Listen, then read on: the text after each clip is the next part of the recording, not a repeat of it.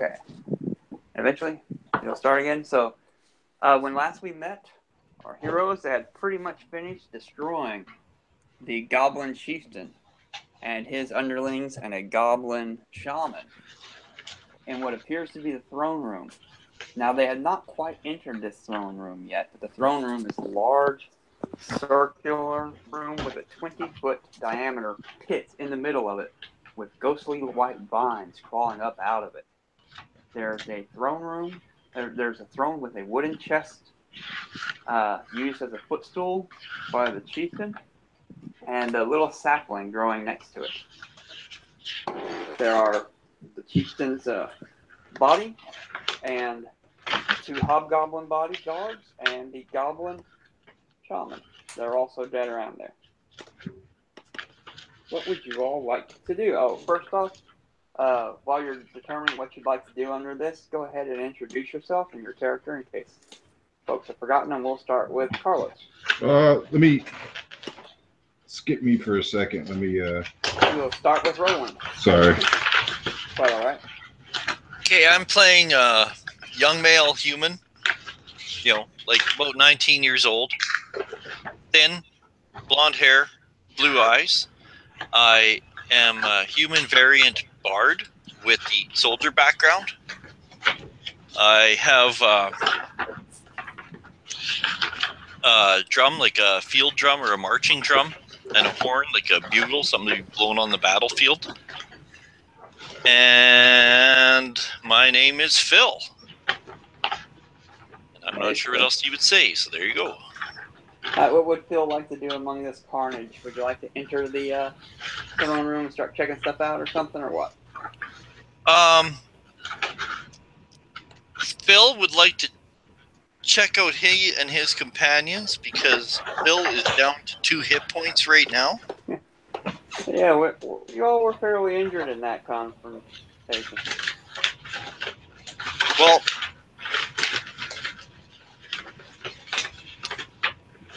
there's not a whole lot I can do right now until we actually take a short rest. So until the companions are ready to short rest, I will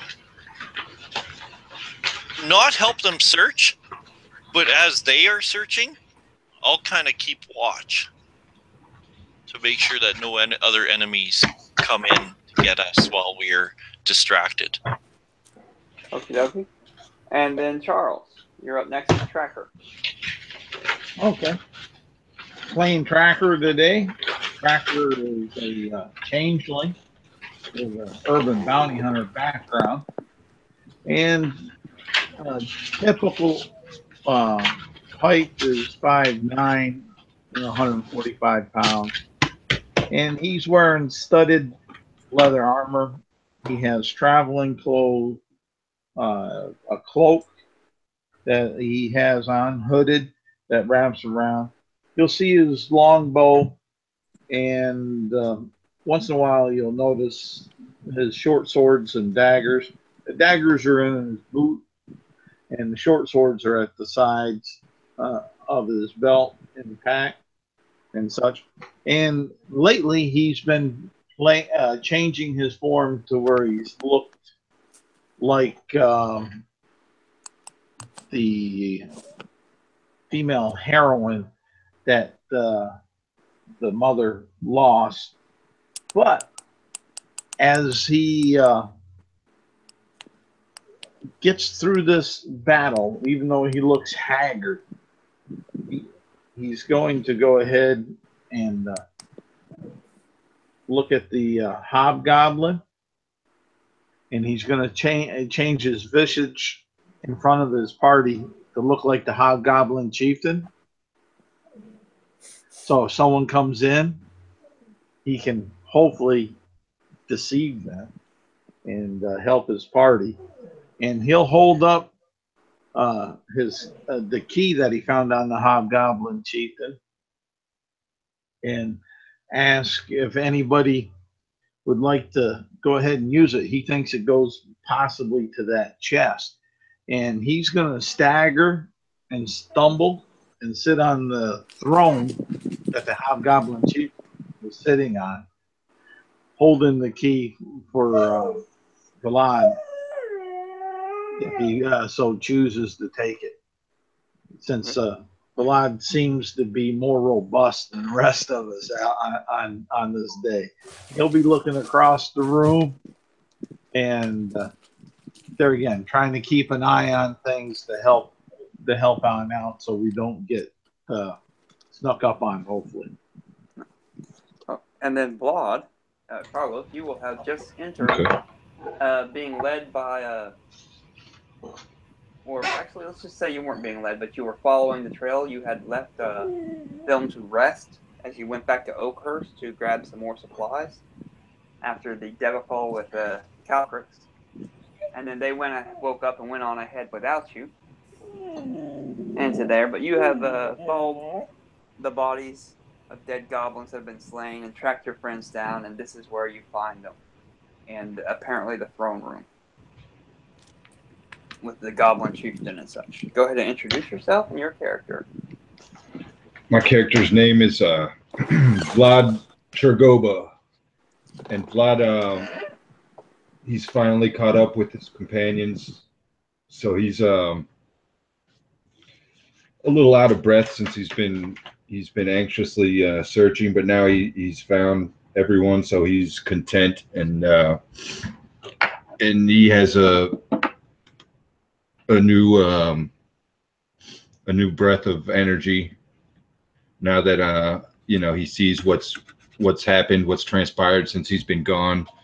So it gives him a sense of just he feels like he came in at the right time, even though apparently everyone had control of the situation. So he comes in and turns to Tracker and asks if they've explored the entire area already. Tracker, you know this person? I'm like on watch as you come in. Yes, he saved my life, and he saved that saintly looking person too. There, right over there. That was. Yeah, what, Varia? No. Yes. Yeah. Varia's like, I just can't take this anymore. But working with these goblins, working with the kobolds and the dragons, I just need to take a moment and think about what I'm doing with my life at the moment. And he pulled us from the frozen possible death from Citrix. That dragon of ill repute that we got revenge on. He's a good party member. See, he comes back for us. Yes, but we left that foul beast alive with the kobolds, and I just don't know if Lysander will be okay with that. So I just need to go and pray for a little bit to determine what I'm supposed to be doing. And that's how we're whenever Richard comes back, he'll have figured out. Okay. That's in fine. the interim, he's going to be praying. Okay, so, well, Vlad. I was gonna say, when Tracker introduces Vlad, I kind of relax and I say, "Well met. I'm Phil." And Vlad saw that Phil was a little hesitant, and he's a pretty bulky, dark-haired, dusky-skinned barbarian, with leather straps. So he knows that he looks intimidating. So he forced a smile as he was introduced to Phil, so Phil would know that he's not that he's a friendly companion, friendly warrior. And Tracker will tell Vlad, "No, haven't searched this whole place. We searched some of the bodies and found some interesting things, and I found this key, but I need to sit down and rest. Here, I think it may go to the chest over here." Yeah, how many hit points do you have?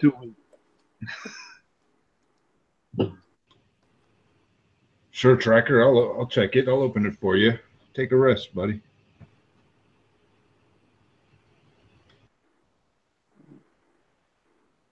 All right. As you walk over to the chest, I'm just trying to see if this key opens that chest. How many points for what? As you're, hold on a second. Does he have the keys to the chest? Where does that say he has the keys to the chest? In addition to the mention in the development section. Terrence Gold Signet Ring, Splint Armor. Okay. There were a couple keys.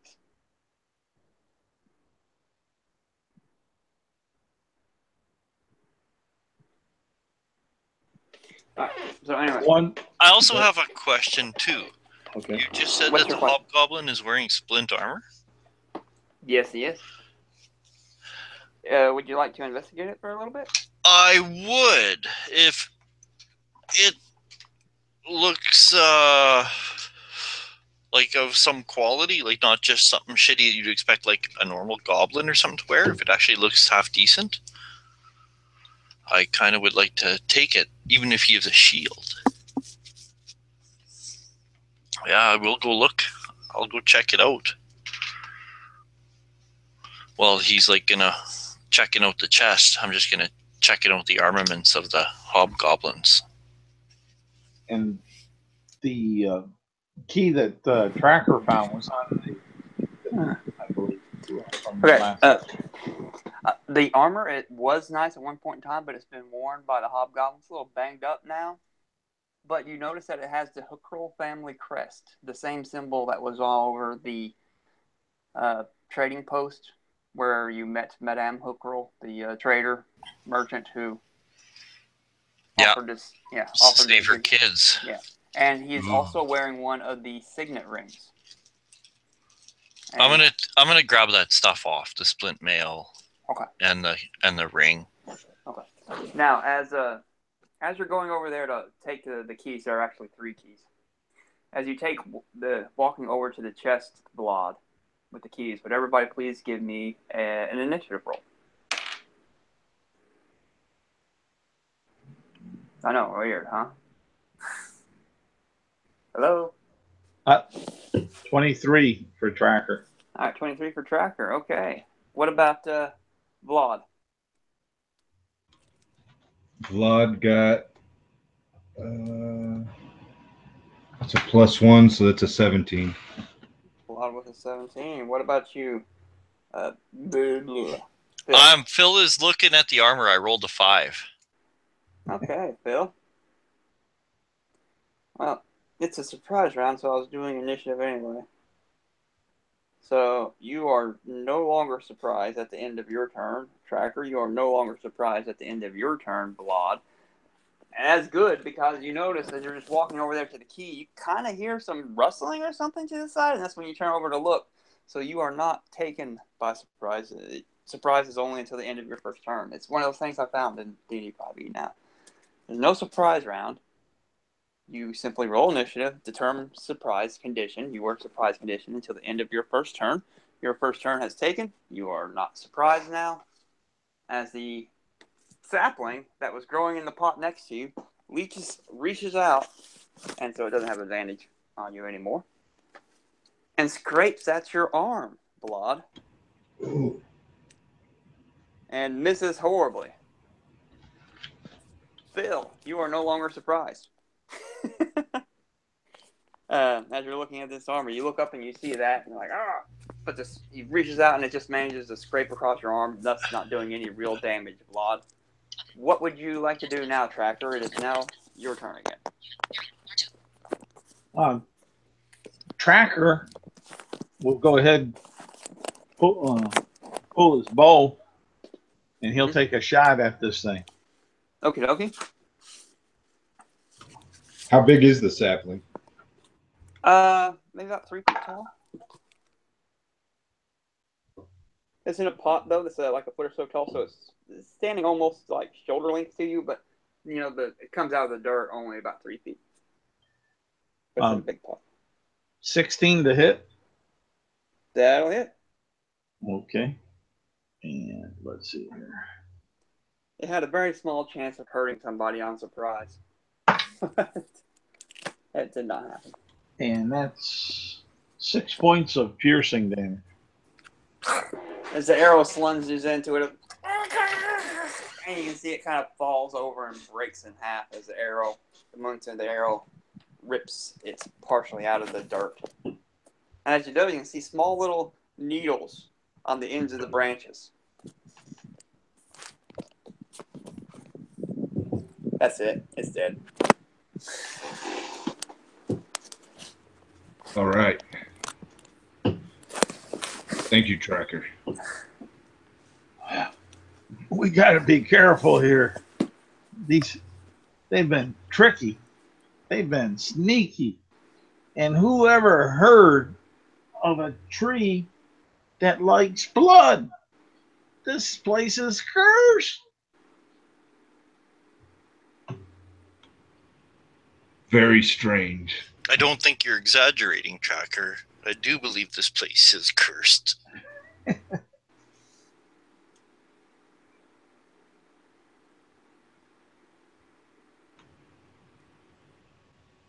So before I approach the chest again or anything like that, I'm I'm gonna search the remaining corners of the room, whatever, especially any areas that lay in darkness or in shadow. I'm gonna carefully search for any more saplings or roots or any sort of a trigger that looks like it might be a trap. Something. Give me visible. Oh wow, it's an investigation check. Give me an investigation check.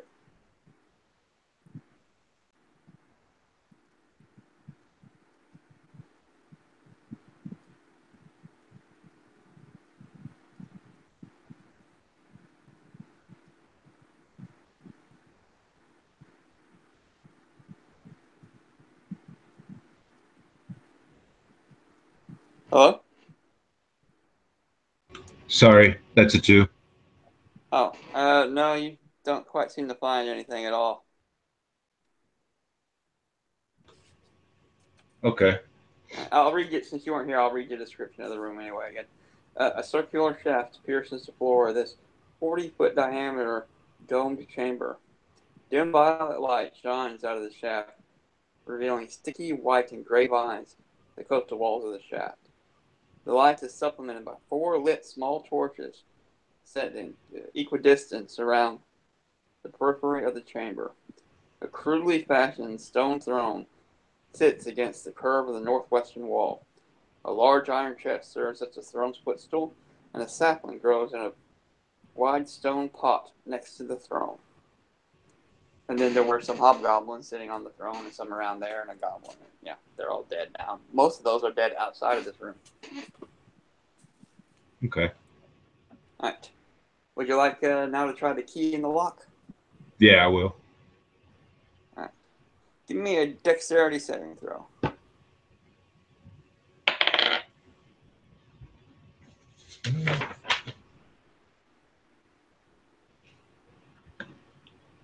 Shoot, that's a +2. I believe you have trap that's a sense, 6. don't you?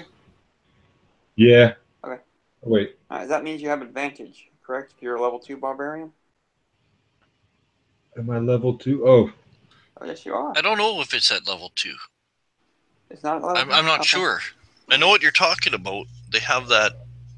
Danger sense? That's what it's called. Yeah. Right now, I only have rage and unarmored defense, but Well, you definitely have reckless attack now at 2nd level. That one, definitely not. But I know my saving throw for dexterity, I only get a +2, so that's still a 6 that I got from a result there. All right. I'm pretty sure. As you do, and you're turning the key, you just notice you get stuck by a needle that shoots right out from the locking mechanism, and you'll take 1 point of piercing damage, and then give me a Constitution saving throw.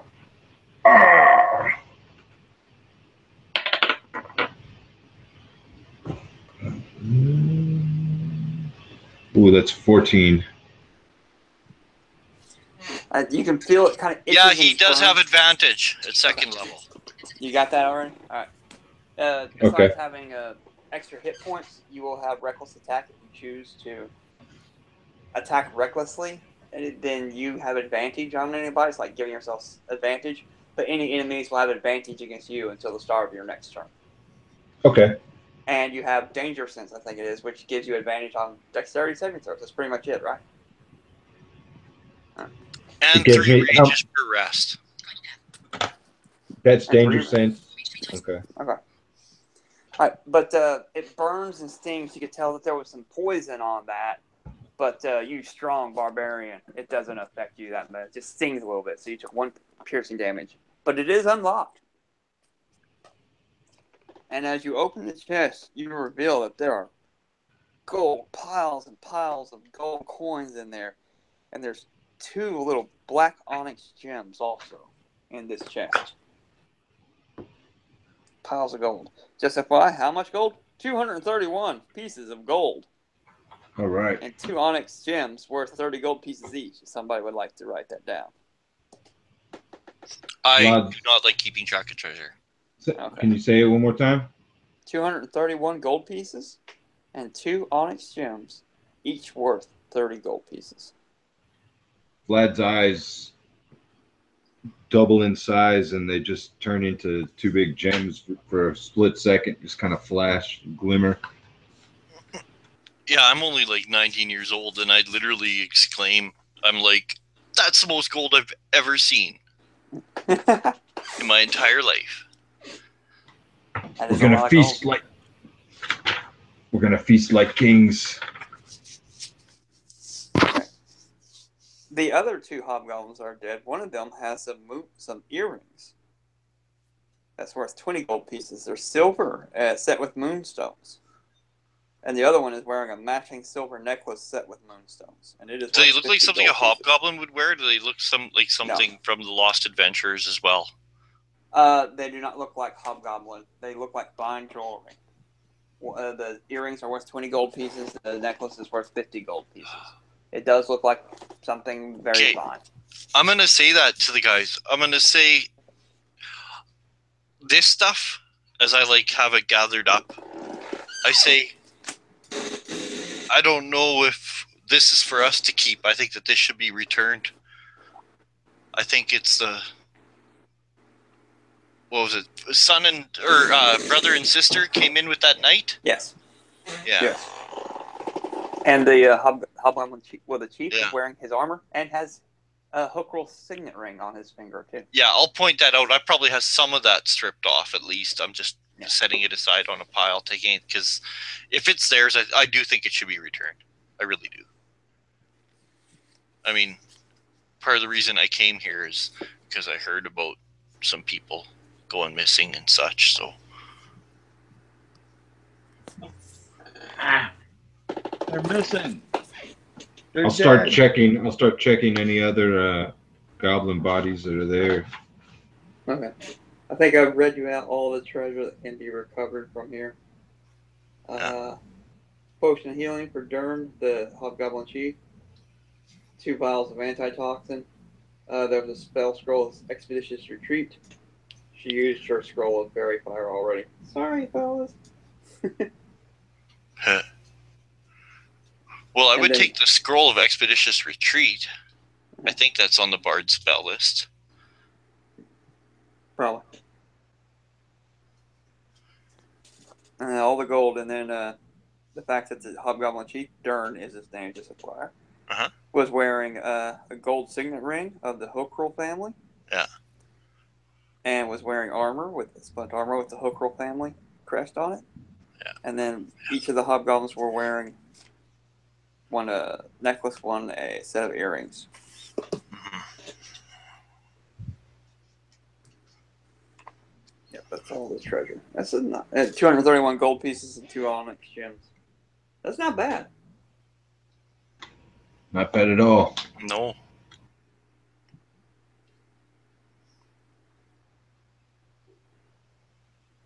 Alright, so what's next, fellas? Get a rest, and we probably have to go down, would be my guess. Down in this shaft with those fucking sick-looking vines growing all over it.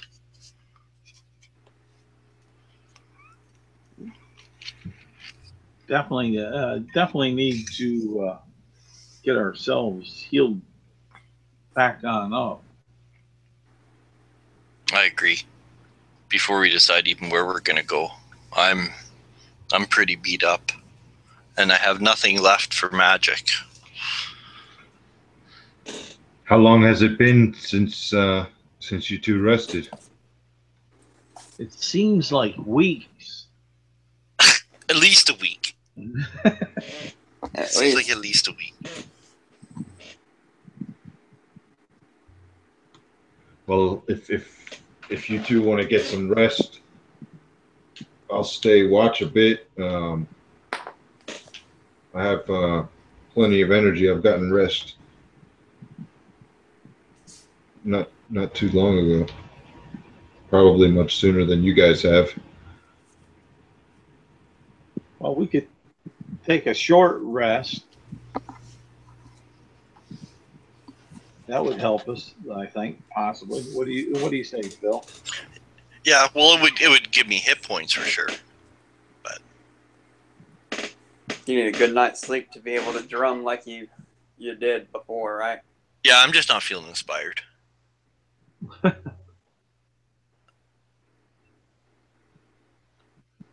But that's the risk being a spellcaster. So a short rest at least. I'm trying to remember how long it was since we had a long rest. I don't think we You did. haven't had one. I don't think we did. We had a short rest. Do you guys want to take a long rest? Would it be appropriate time of day? Are we that type of tired, or? Well, you're pretty tired. I mean, you have went through a few. Yeah, we fucking beat up a dragon. We killed hobgoblin bosses. We killed. Let's take a long rest. This looks like as good as a place as anything. Some goblin. Well, if you might not think it's as good a place as anything, because you went in this door and there was another door that you didn't open just a few feet away from this one. Unless, okay, I'll pull out my rapier and I'll open that door. Okay. Actually, do you want? I'll get behind him with and pull out my weapon. I understand what he's up to. Yeah. Let me see. Tracker sitting on the throne, kind of tired out, will look that way and have his visage changed into the hobgoblin chief. Uh-huh. And he'll say, if they come on through, I'll try to distract them so you can get them good. Okay, I just give you a quick curt nod, and I look at Vlad, the new guy, the big dude. As long as he's got my back, I'm feeling brave enough to open it up. But yeah, because we can't rest in here if there's others. And if they're ready, I'll open up. All right. As you open the door, what might once have been a cathedral is now a goblin lair, thick with the filth of years of goblin life. Scores of wall and floor-mounted sconces filled with violet glowing fungi provide illumination. Dozens of goblins go about their daily business. A lot of rudeness and violence. Along the southern wall is a gaping pile of assorted items, including wagon wheels, broken armor, and rusted arms, chests and small statues, antique furniture and artwork. There are dozens and dozens of goblins. Okay, I just quite large. slowly close the door. Quite large room. Yeah, I just close the door. Let me tell you how big this room was. 1, 2, 3, 4, 5, Fuck, if there's dozens. 8, 9, 10, 11, 12, 13. So that would be 65 feet down from where you were. You opened the door kind of in the middle of the room. And 1, 2, 3, 4, 50 feet wide. And the top corner of it, where you open the door, a part of that is not necessarily the whole 50 feet, but the circular throne room area takes up part of that. Yeah. Yeah, so I just closed the door. What's going on? Nope, closing the door. You close the door. Closing the door. I say, And, did you guys see that? I saw it. Oh yeah. We should get out of here. Hold on. Hold on. Come on back to the That was throne. a lot. Okay, And I I'll will. walk I'm gonna up come. I'm gonna stand behind the throne so I can't be seen from the door. and get ready to attack if this doesn't work out too well for me. well, just a It may be minute my later. last great. I'm gonna get on the other side of the throne too, next to Phil. Kind of hide down or something? Or are you just going to stand there imposing looking? Hunker down, so if someone comes after us, they'll see the Goblin Chief first. What they'll think is the Goblin Chief. And all the hobgoblin bodies and the goblin bodies. That's all right. We didn't have time to move them. Yeah. All right, Tracker, so a minute Tracker later. will move on down. He'll open up the door just enough, stick his head in, looking like the hobgoblin chieftain, and he's going to say, "We have intruders. Go in the hall and get them." Just curious what.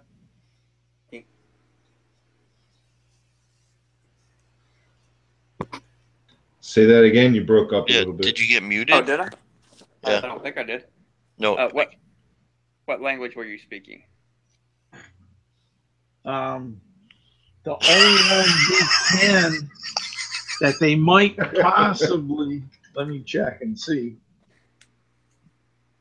Michael, you're kind of a bastard. No, he's cool. Sorry. I like it because it's a true. I was thinking about it. But he's gonna say it in common. Give me a deception check with disadvantage. Okay. You can do it.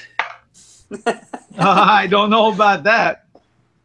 I like my first roll better. That gives me all of a 5. Oh. My first roll was a 14. As you're looking, I'll let you know a little bit something here. As you're looking in at these goblins, you can tell that while there's dozens and dozens of them, some of them are women, some of them are small little children goblins. 2 of the bigger ones, though, will step forward and look at you weary and be like, "Do you speak Goblin?" No. Well, they'll bark at you.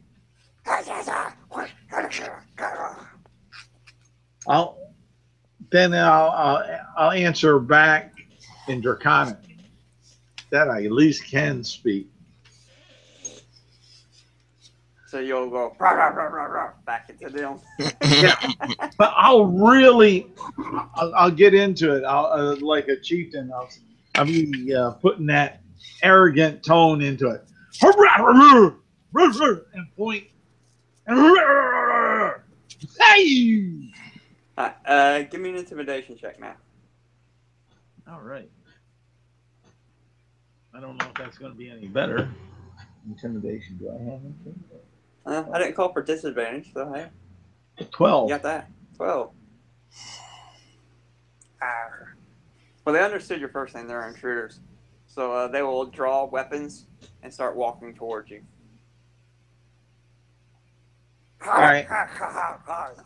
Tracker shut the door hard, like slamming, and then he'll move back towards the throne.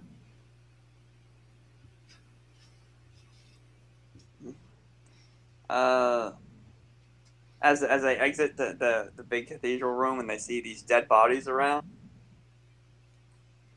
they'll look into the throne room. Did you close that door? Yeah, the throne room where I went from the from there into the cathedral room, where I peeked my head in and barked all that, and then slam it, trying to play off as an aggravated ruler. Well, they will see the dead hobgoblin chieftain lying in the hallway now, still wearing his armor, the hooker armor, and then yeah, they'll know what's up now. And you'll hear also going, you fake, you imposter. We know that now. Crossbow bolt to the head. What? Well, you hear that through the closed door. Oh. Let me throw that as they're now outside in the hallway. You all are all in the throne room behind the closed door, and they're yelling at you. We make deal with you. Oh, we trade with you.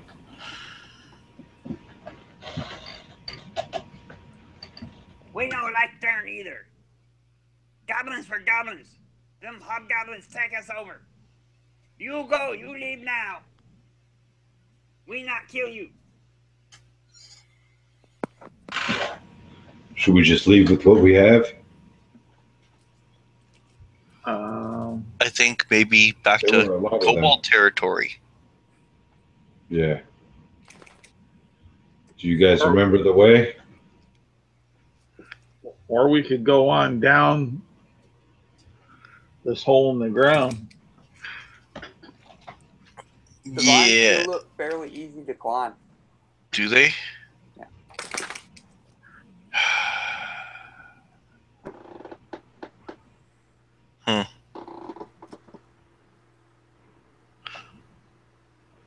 Well, it might be safer down there, but it might not. But it might. But it might not. Well, but I'll do whatever you guys say. And trackers say it'll confine their large numbers, so it's not quite as imposing, maybe. Also, Carlos, you have 7 extra hit points plus your con modifier for being level 2, just in case you haven't written that down yet. Okay, so 1d12 plus 7. No, I take my hit dice. Points.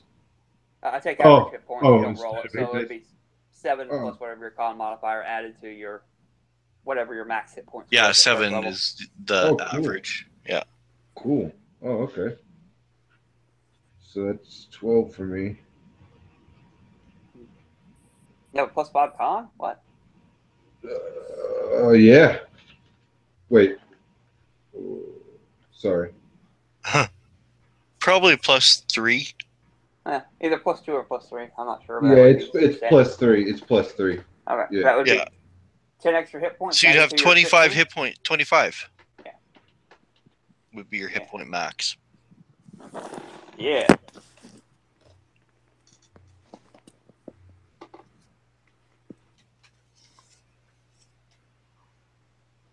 What say you? And then they'll go, ha, come on, yelling in Goblin also, which is the same thing. What say you? So they'll be switching back and forth between these languages, but they know you speak Common. But they're outside the door, right? Yes. Outside the door of the throne room. It is closed. Okay. They have not opened it yet. So if we slink on down this, we might have a chance. I don't know. Maybe we could ask them if we're pretty hurt from taking out these kobolds. Let us rest safely, and then we'll leave in the morning. And we'll leave, and I point down the shaft. And maybe they're grateful enough to let us rest in peace in this room. I don't trust goblins. Neither do I, but I don't know. But at least we know what we're dealing with up here. Down there, who knows?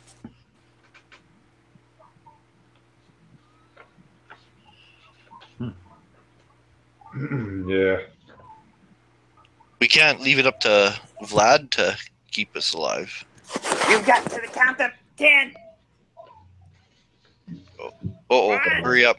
They only They only know to count up to 3. 7, Let's go down the pole. 14, 23, 6. Okay, let's start climbing down while he's counting. Yeah, I don't think they're gonna let us rest here. Okay, let's climb down then Alright. while they're counting. As you all start climbing down, you'll hear the door burst open. And they'll come running in and they'll look down. They'll look down at you and be like, that's fine. You go down there. Let Black Claw take you. Who Claw? Blood Claw? Black Claw. Black Claw always needs new experiments. Philip Blackclaw? Black.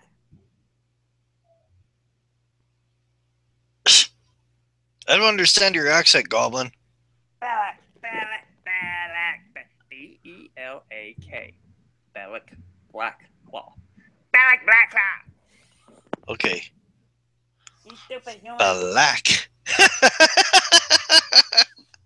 Yeah. That's the Goblin. Blackclaw. Balak. How do you spell that? Balak. Ooh, don't laugh about him. Bellic Blackclaw. You know of him? We heard of him. We were told of him by the half-elf. Uh-oh. What do you know? Who is this person? Is it a person? Oh, he lives down here. I Believe- gulp. I I believe gulp. it's And a my he. Adam's apple visibly bobs in my throat. No one returns from the Twilight Grove. Nah. You'd be surprised, Goblin.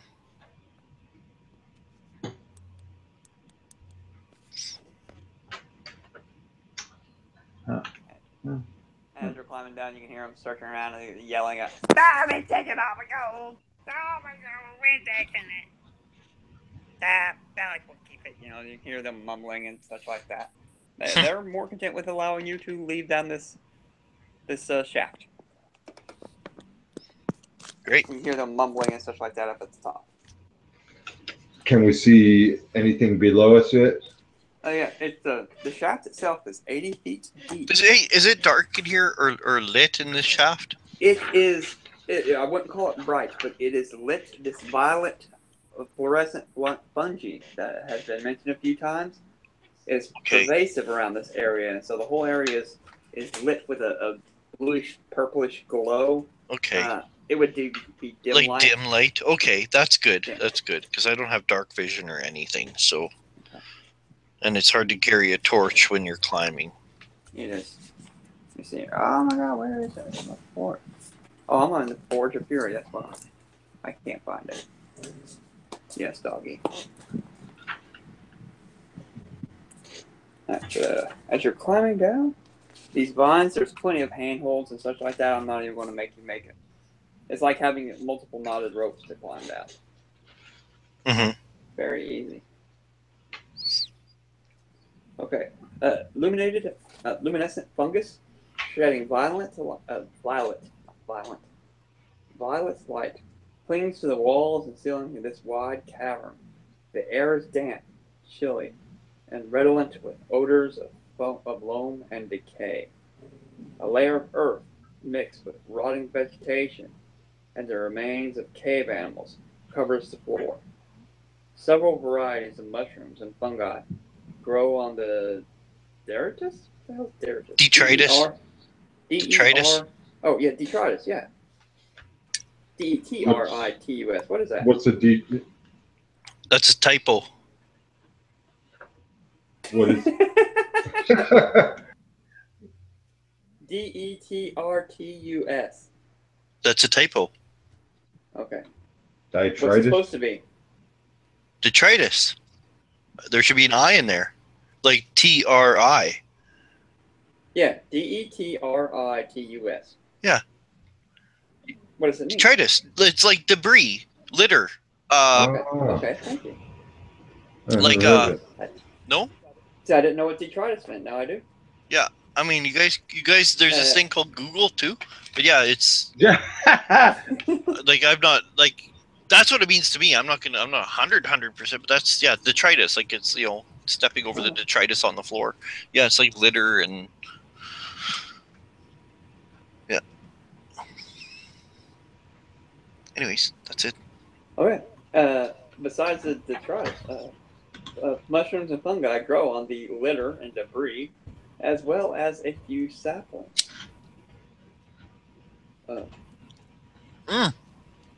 What kind of saplings? I want to look at them. Okay, detritus is organic litter. There you go. Organic litter. Yeah. That's what I thought. Like leaf litter and stuff. Mhm. Like I was thinking like a forest floor, right? Mm-hmm. Yeah. There you go.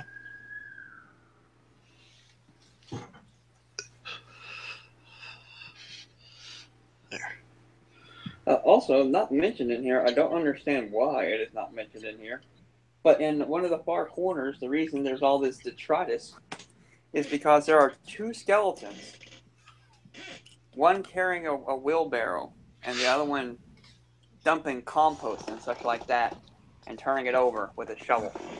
Oh wow. Oh, brutal. That's not mentioned in the description. Why is that not mentioned in the description?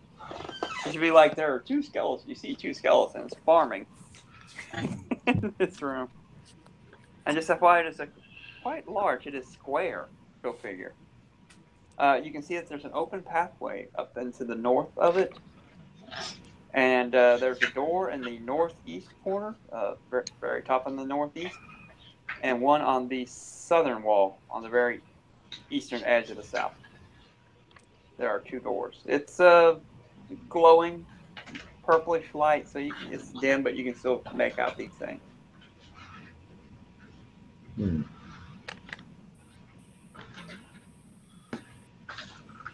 What would you all like to do? They're just sitting over there, and you see some saplings too. If the skeletons don't attack, I say we leave them be.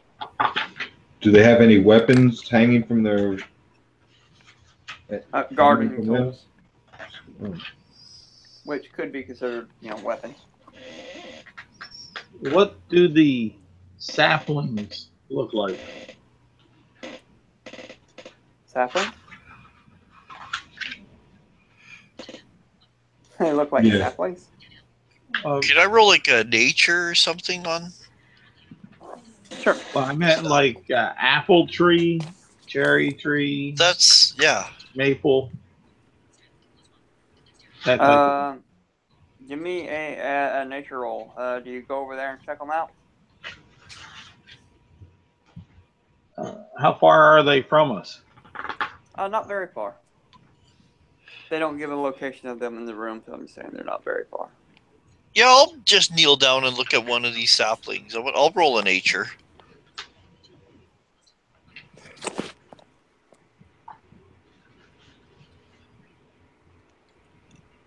I don't fucking know. I rolled a 1 plus 2 is 3. Okay. You're looking there. There seems to be like different kinds. You're not exactly sure what all they are. Yeah, under here I just can't see with this dim light and stuff. I can't tell, especially that purple light. It's really fucking with the color. They may be the same ones that attack Claude upstairs.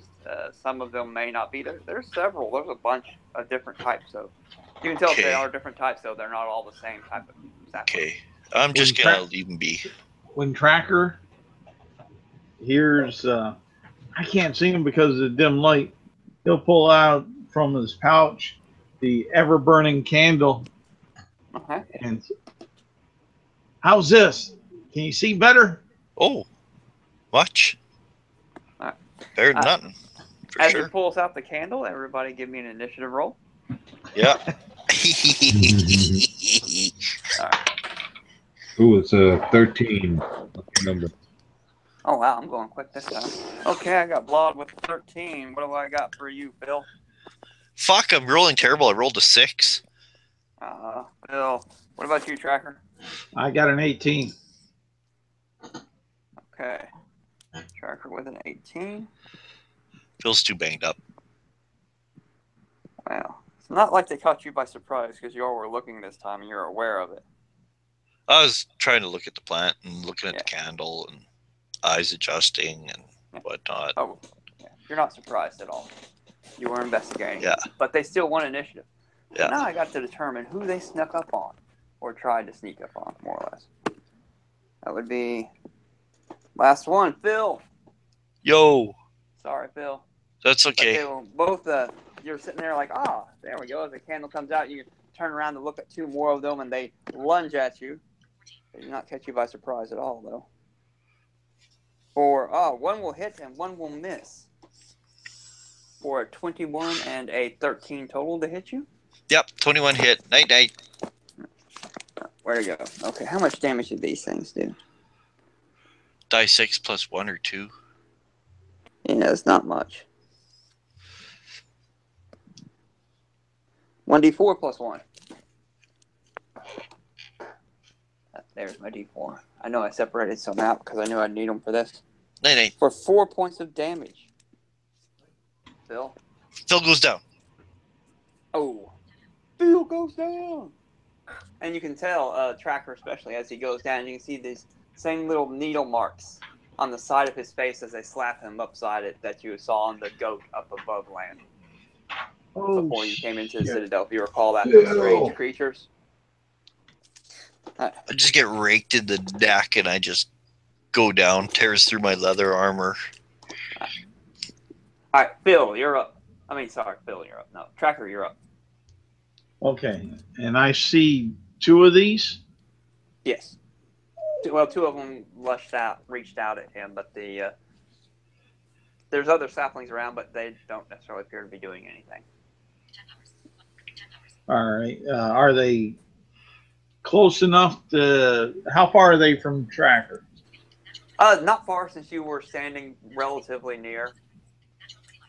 Now, when Phil with the candle. Well, when Phil fell, is his foot close enough or feet close enough to me to pull him away from there? Yeah, you can reach down and grab him. I'm going to say that you're not in melee with the twig blights, but you are easily standing anywhere near them, but just not in melee.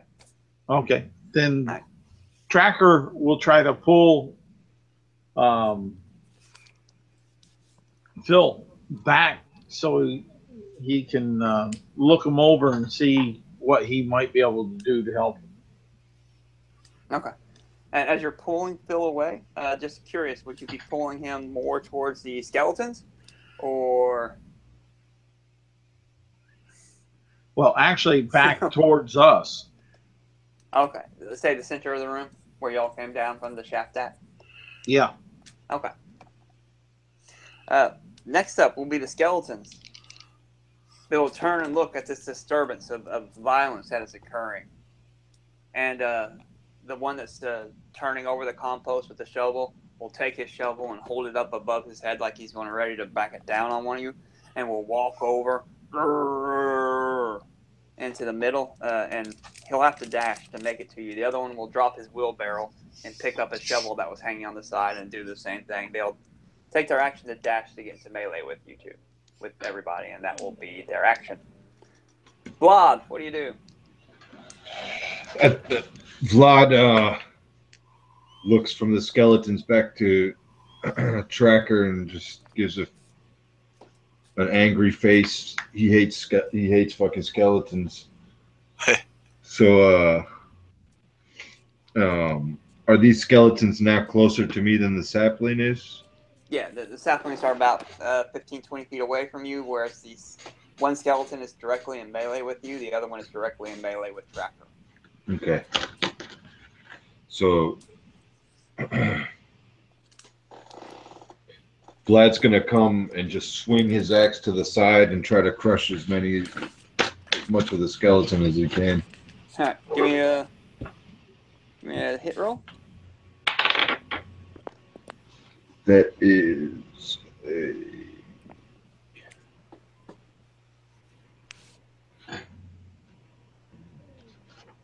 15. Ah, that'll hit skeleton.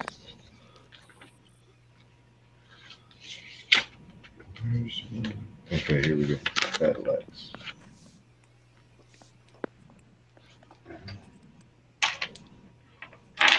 Battle axe should be a D8. D8. Yeah, I got a +3.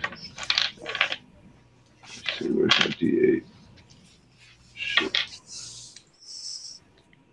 What was it? Hold on. Sorry. I hate it. Quite all right.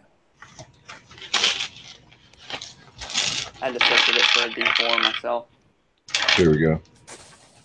I don't know where my other one is. Oh, here it is. I was just blending in. Sorry. Okay, that is a 5. That's an 8 of damage. 8 total damage? Okay. Yeah. You bring it down and just crush several of its rib cages. Several of its ribs as they just splatter around and scatter and fall into the detritus all around the floor. Next up will be Phil. Give me a death save, Phil. Okay, I'm rolling a death save. Sorry. 14, 1 success. There you go. 1 to the good. That's round 1. Round 2 will begin with the twig blights.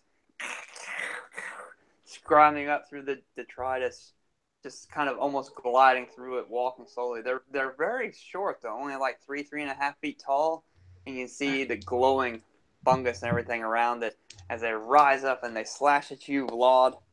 One of them does, and misses horribly as he manages to nimbly duck out of the way. The other one will come up to Tracker, and I'll roll another dice because that one fell on the floor. And just badly, so horribly missed that it's not even funny. These people suck. Tracker, what do? You're now in melee with both a skeleton and a twig blight.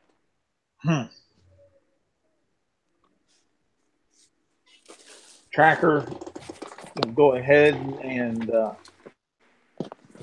pull his short sword. Okay.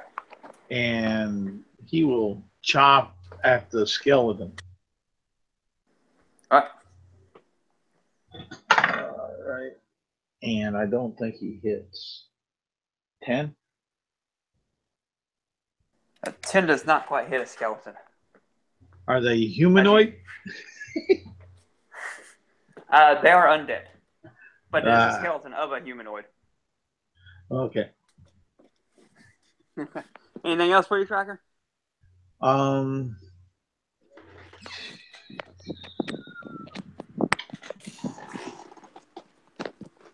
Let's see here.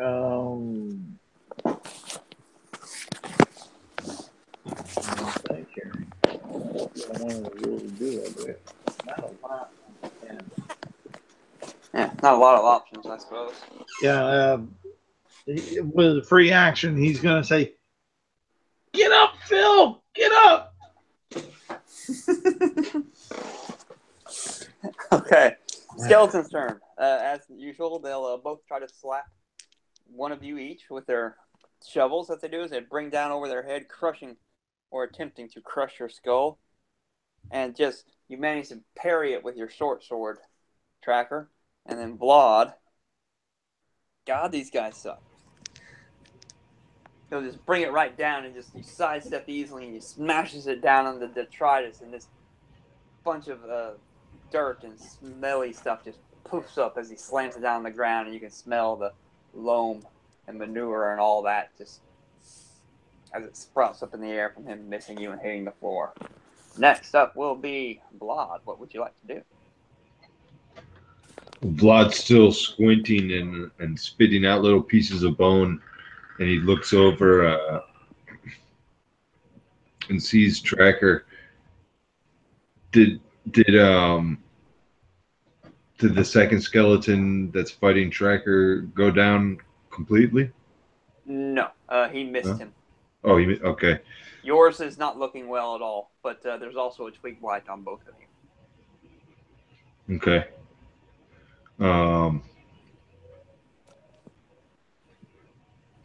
So now the twig blight is behind me as I'm still facing the skeleton. Correct. I don't have flanking advantage though, so it's not something to worry about. Okay, so let me see real quick. Wait a minute. Okay. So Vlad's gonna try to swing back and hit the tree blight that's behind him with his axe.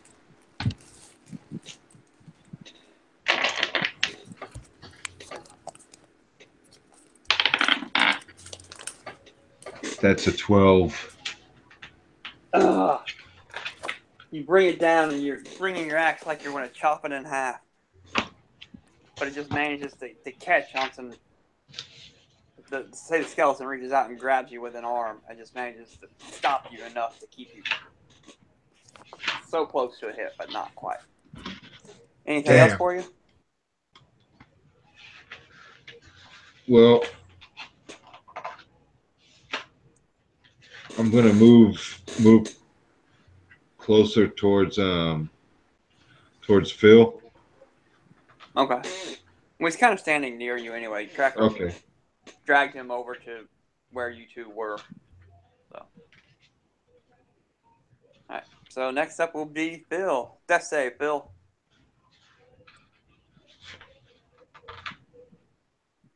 Your microphone is muted. One fail. Oh, I'm sorry, Phil. Twig Blight's turn. Twig Blights will once again. One of them will swipe out with their needle-like hands glowing in moss at Tracker. Their leather armor, but not fail to penetrate it. And then Blod, the same thing. And will get you by a boot and start yanking and pulling on it, but otherwise having no effect on you. Next, Tracker. Tracker will go ahead and swing with his short sword at the skeleton. Okie dokie dokie.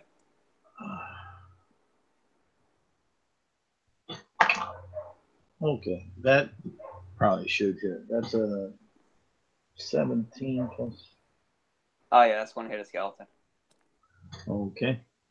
And that will be all of, oh, sweet, 10 points of damage. Oh, almost, but not quite. As you bring your short sword down and just ram it right through the bones and knock several of his ribs out, and maybe even take his ulna and radius out with it as well. So he's only wielding his shovel one-handed now. Lurching and lunging towards you. Anything else for you? Yeah. Tracker will holler at Phil. Don't go towards that light. Stay away from that crazy light. Come back. We need you. It's fire. Light, Phil. Okay.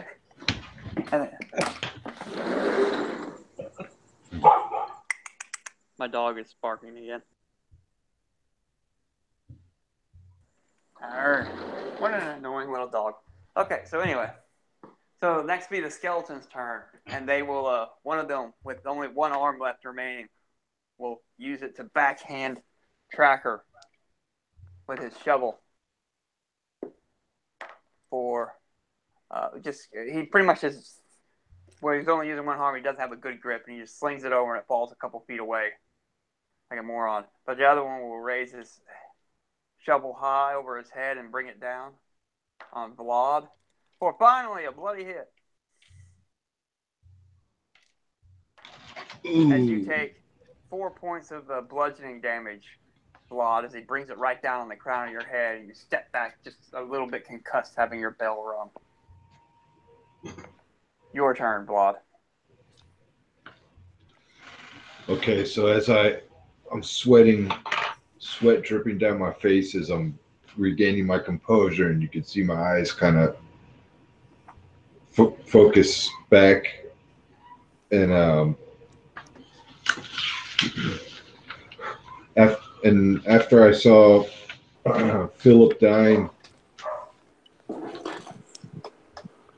I started to get kind of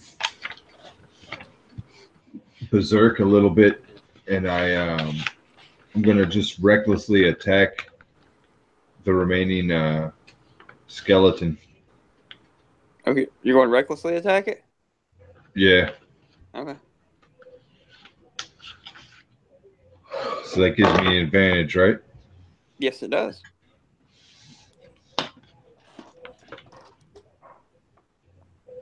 How do I? Oh, wait. You roll 2 dice and take the better. Okay.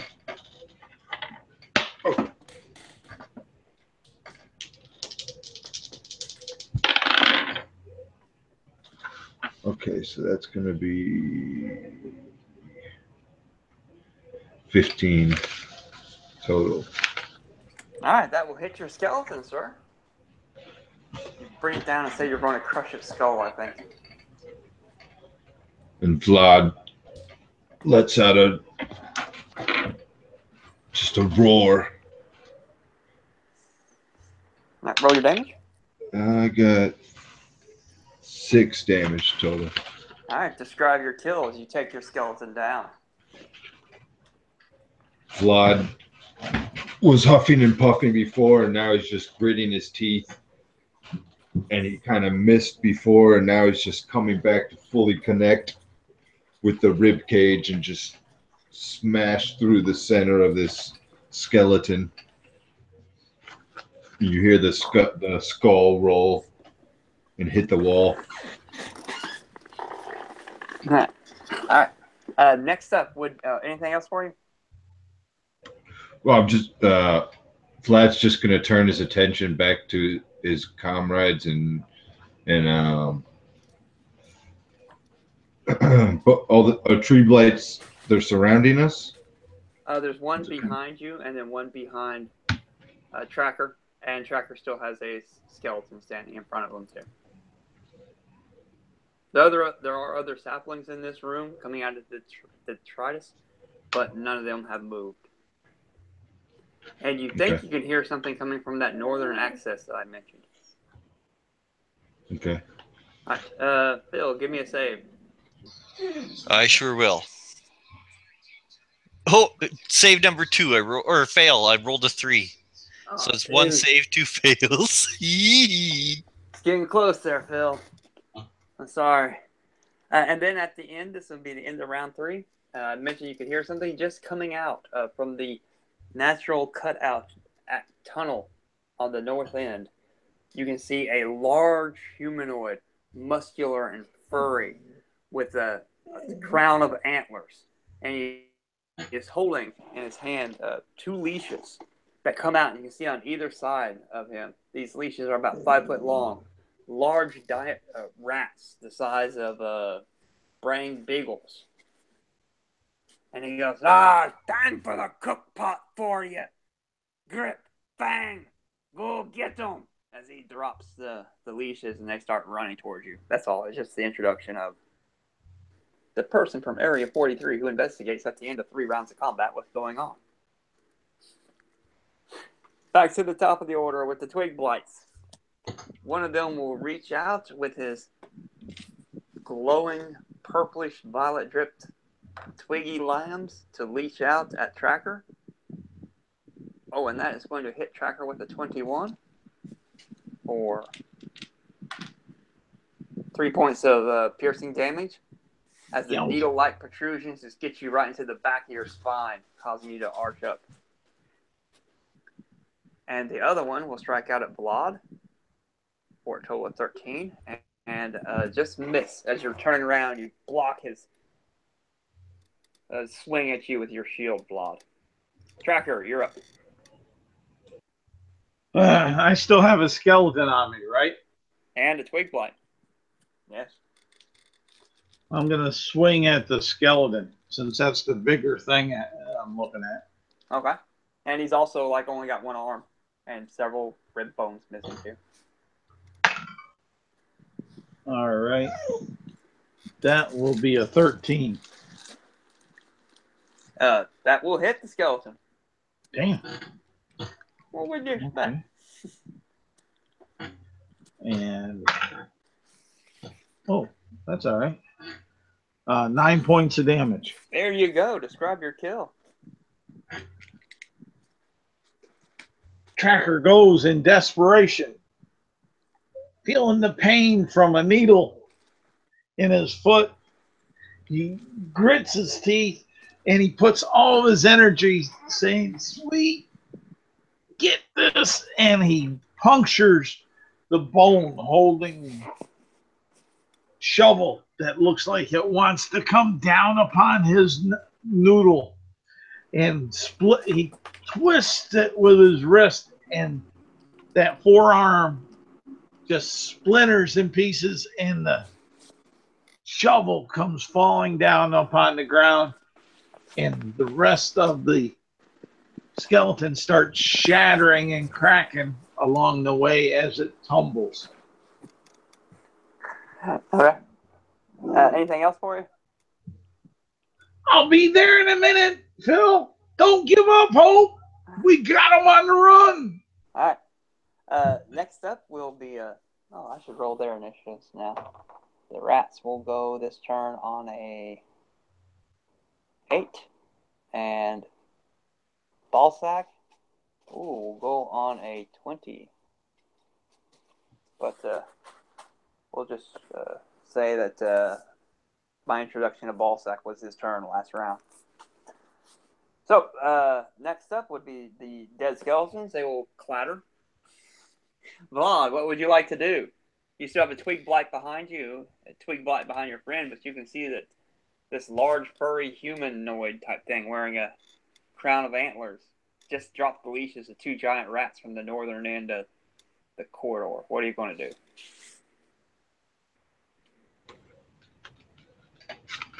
Well, now that I see this guy who just let loose 2 rats, I'm going to start making my way towards him. That would, unless you use the disengage action, you'll provoke from the twig blight. By leaving, because I'm that close. I'm that close to them. Yeah, they're in. Well, one of them is in melee with you. The other one is in melee with your friend and wouldn't. Okay, so in that case, I'm gonna turn back and just swing and try to chop it, get a nice hack as low as I possibly can. Okie dokie.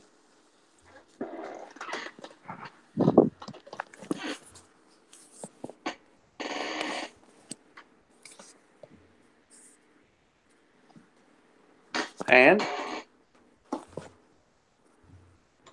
That's a 19.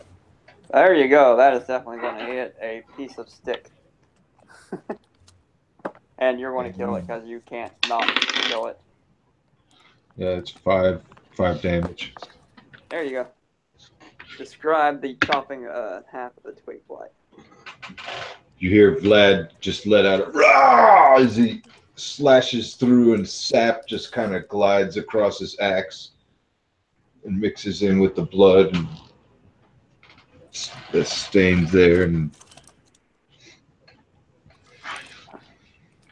All right. Next up will be the giant rats. Anything else for you though? Before I go to the giant rats, there, Vlad.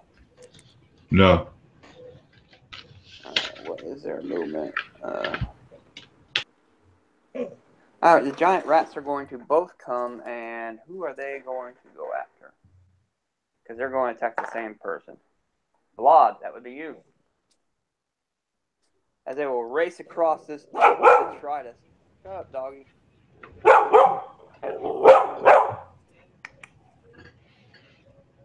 As they will race across this detritus like beagles braying into the darkness. I don't know what sound rats make. And one will attempt to bite you, for 23, Vlad. And the other one will roll double 2s. Huh. Double 2s. As if that's possible. What's their damage? D4 plus 2. Wow. Seems like almost everything has a minimum of plus 2 to their damage or to their hit or something. 4 points of piercing damage as the rat bites into your calf. Holds on like a dog. Shaking. Next up, Phil. Phil, come on, Phil. Make me proud. Yeah, right. The luck I've been having with characters lately. I know exactly how this is going to go. And that's what I'm thinking too. I rolled a 1. Oh no! All right, Phil. I already know how I'm going to introduce. How long would it take you to make a new guy? Not that long. All right. Okay. I already exactly know what I'm doing with you. I'll see you guys later. Okay. All right. Just make one, and I'll immediately, as soon as this is over, pretty much introduce him. Okay. Okay. All right. I'm having absolute terrible luck with characters. Okay. And then it'll be Balsac's turn, and he'll come striding through here.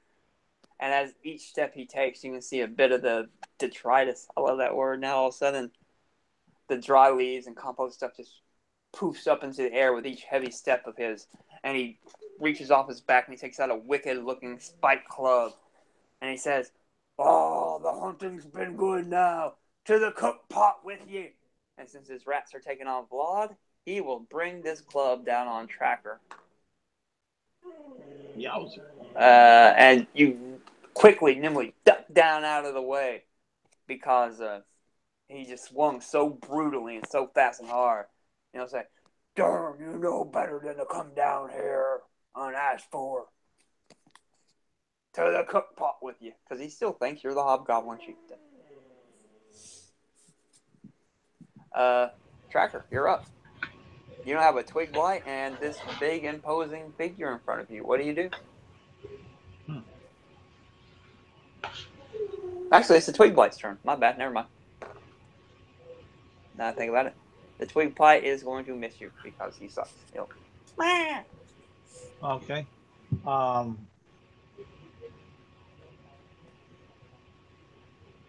Tracker will disengage from this big old brute trying to get out of his strike zone.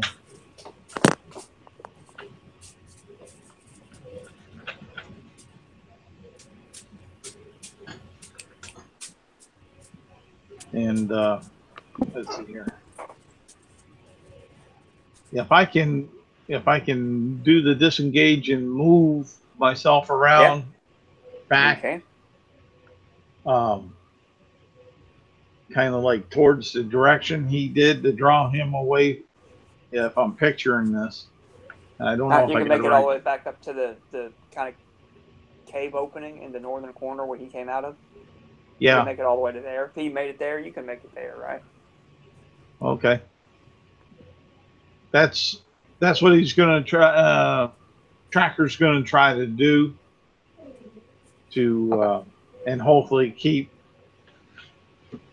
from getting pounded with the both of them. Speaking of Blob, guess whose turn it is? May I suggest this is the time for you to get angry, Blood? Yeah, Vlad's gonna he's gonna use rage. And yeah, I'm just gonna.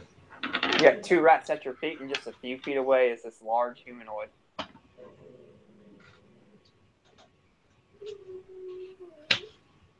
How many feet?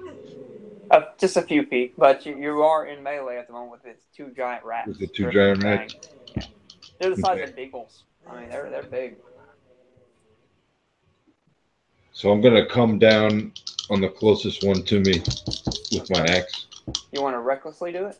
Yeah, I'm gonna attack recklessly. All right, so you have advantage. Oh wow, it's a natural 20. And would you like to describe how that rat is completely demolished? You can roll the damage if you really want to know how bloody much you did. But that rat is gone. That's it. Well, Vlad Gone. perfectly just nails him down the center and just splits him right in half. And blood sprays up and mixes in with some of the sapling sap. And he now turns his attention to the other rat and the humanoid. Whee! That was the sound of the rat dying. Alright. And the remaining rat will try to bite at you again. Blood, and he's going to hit with a 21. Oh, wow. And as he does that, you will take max 6 points of... No, that's 3. You will take 5 points of damage, Blood, but since you're raging, it will only be 2.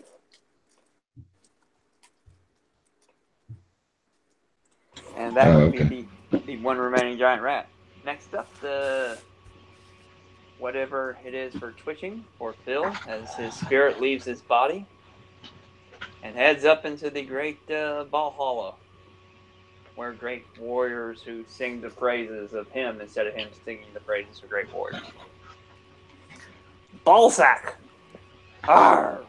I'll come get you later, you little wily bastard, as he points at Tracker, who went and fled out without provoking an opportunity attack. But now, you big man, you will fall before me to the cook pot with you. And he will step over a couple feet and mightily raise that spiked club at you, Vlad, and bring it right smack down upon your shield as you raise it. And you can feel, even though you take no damage from blocking your shield, you can feel the brutality of the swing. And your arm kind of bruises as you brace against it. But you are otherwise uninjured, Vlad. Next up would be Tracker. Tracker will drop his short sword, since he didn't sheath it the last time disengaging.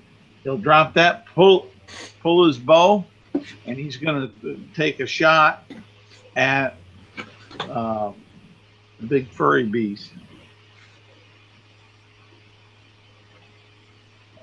Let's see here.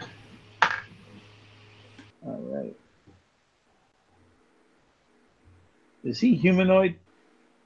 Bugbear. Yeah, I'd say so. Okay. Good. Good to know. Then that will be a 16. That will hit. And that will be this. Right here. And that sucked. So that's all of 7 points of damage. Gah! You whippersnapper. I'll fry you and fricassee you. Anything else for you, Tracker? Let's see here.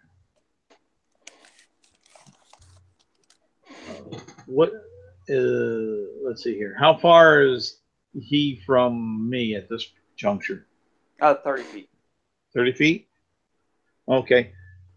Can I move down that hall or corridor and still see him if I move back 30 feet? Maybe it's kind of dimly lit where they are, so yeah, but you're pushing the limits of your because it's dimly lit getting that far away, you'd probably have disadvantage. I'm not sure what the actual, because it's dimly lit. Dimly lit should be disadvantage anyway, right? For ranged attacks? Yes. All right. I want to say at only 30 feet it's Well, not, but if you want to go back farther. we have the ever-burning candle that was out. Yeah, but it's a candle. Okay. It's a candle. I was just hoping it would help the light. That's all. Yeah. At 30 feet, you wouldn't, but any farther, I want to say, it's starting to get problematic to make them out. Okay.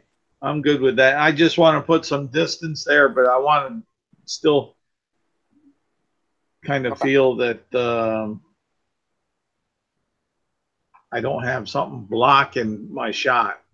So yeah, you could do it without blocking your shot. Okay. All right. That would be you. Oh, no. Well, you're moving. That's one thing. You hit him for 7. Okay. So that would be him. Next up would be Vlad.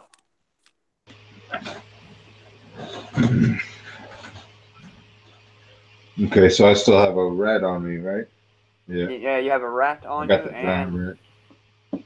oh, the twig blights. I forgot about the twig blight. There's still one twig blight left. Fuck it. The one that was on tracker, right? Yeah. That would be his turn next. Well, actually, it'd be before Tracker, but he will walk over to you also. And, oh yeah, he has advantage because you're recklessly attacking. But he's still, 16 misses you, correct, Vlad? Yeah. Alright. With As he 17. manages, so you got a Twig Blight, the big, tall, humanoid ball sack who's talking about fricasseeing people, and a rat. All in melee with you, Vlad, sorry.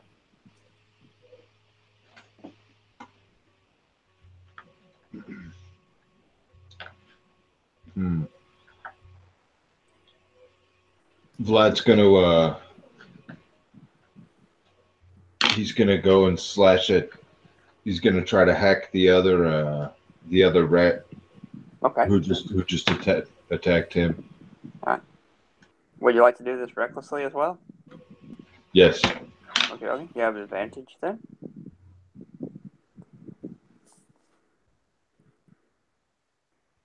Well, that's another 20. Oh, huh. Hey, I want you to roll your damage this time. Okay. I just want to know how much that is. Oh, and it would be 2d8 It plus is 5. 5 damage. 2d8 plus 5. Oh, 2d8. Okay. So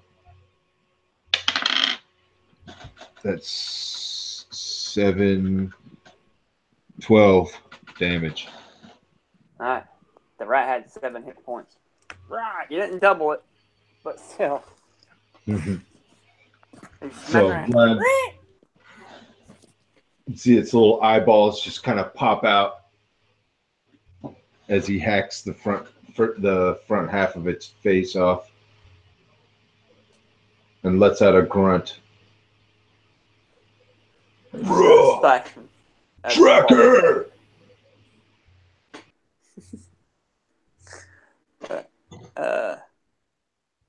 Next up would be the dead rat who is switching. So we go back to the top of the order with Ballsack. The top of 20. Oh, you killed Fang and Grip. Oh, I'll eat you alive. As he mightily swings. Oh, that's going to be a 22 total. 15 and 18 on that. To hit you. Blood. Now, where's my D8s? There's my D8s. Where's my other D8? Yeah. Okay. As he brings it down on you for, 11 points of bludgeoning damage as the giant spiked club smashes right upside your head. Since you're raging, you only take 5. But it's still a massive, brutal swing. Oh, I'll eat you alive. Twig Blight's turn. Twig Blight, before I forget again, will also swipe at your claws. Swipe at your legs and calves because he's short.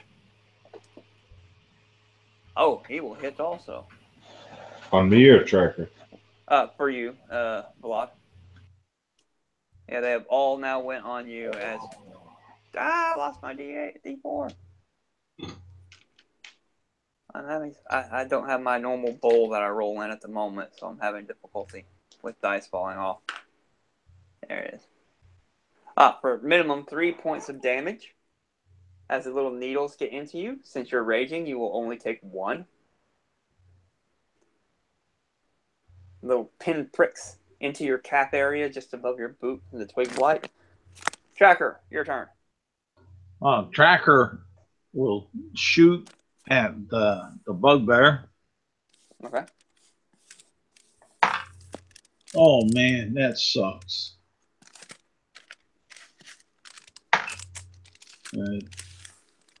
This is why I said it sucked, because we said that it was going to be a disadvantage. I rolled a natural crit on the first one.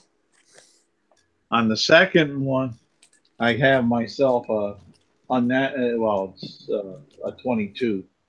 Oh, well, that's still hit. Well, yeah, but I would have rather the crit. Yeah. a hell of a time to use a crit on a disadvantage, but we'll take it, I guess. All right, and that will be 4, 6, 10 points of damage. He arches his back in pain as the arrow just slams right into him as he's fighting them.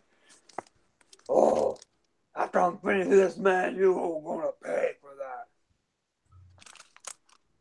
Both of you, all of you, will die. Vlad, your turn. Oh, unless you have anything else, Tracker. No, that's about it. He's really squinting hard, trying to make sure he can see his target. Right. Vlad, you're up. Vlad, he's gonna turn.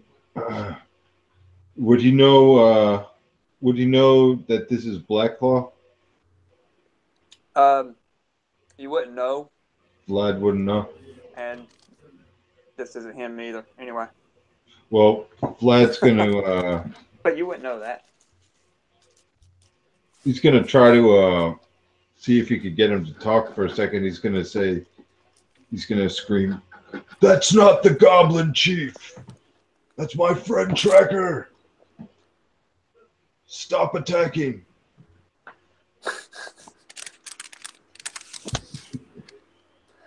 I'll stop attacking when you're in my belly. Well, it's still your turn. As he's like, swinging. You kill Fang and Grip. Vlad's gonna try to go and swing down on one of his thighs or legs. You want to do this recklessly or? Yeah, he's gonna do it recklessly again. Yeah, fucking ass. Why else not? He's getting pissed. And that's gonna be 21. There you go. That'll hit. Ball sack. So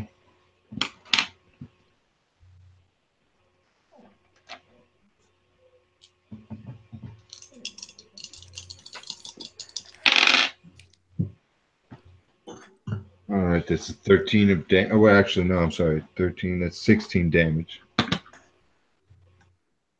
D8 plus 5, you did 16 damage?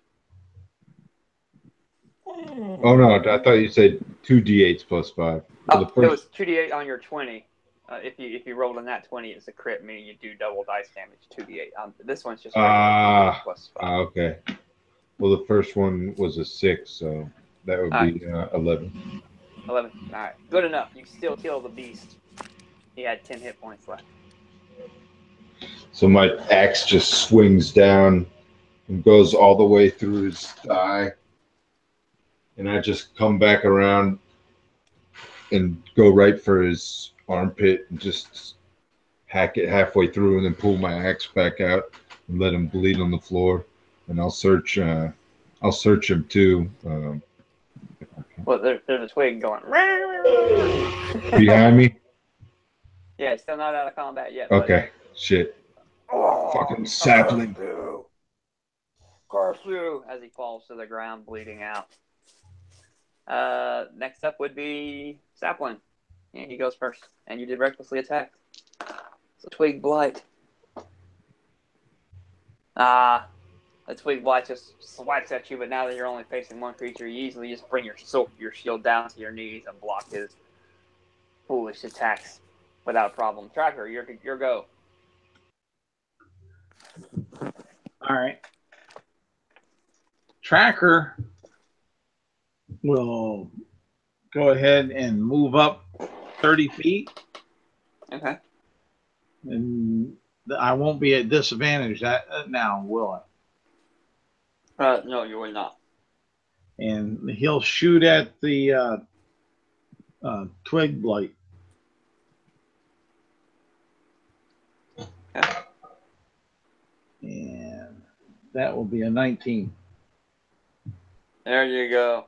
I'm assuming you're going to kill the Twig Blight because it doesn't have a lot of hit points. It's got 4. Okay. Let's see here. Just okay. I got 5 points of damage. As the twig blight falls to the ground, splintered in half, like where the arrow hits it, it pierces it, and one half of the twig falls, the other half just like peeling wood, like a log split with an axe stroke, except it was with that. And Tracker will try to recover his arrows, and I'll be right back. I got a bio. Okie dokie doggy die. Hey, Roland. You about good? Just about. I'm going to put you in where Ballsack came from. Have you tied up there as a prisoner. Is that okay?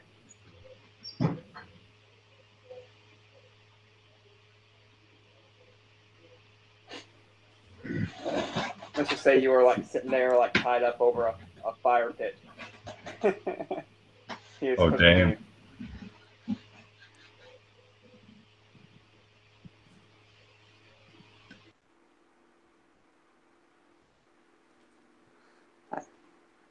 Just searching around.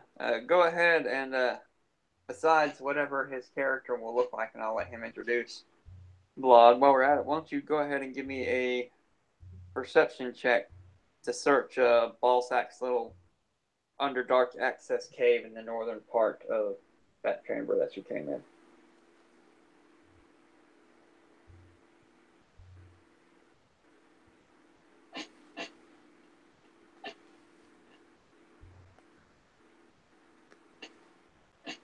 What?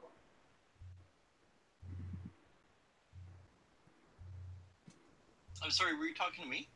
No, Blood. I was asking him to make a perception check.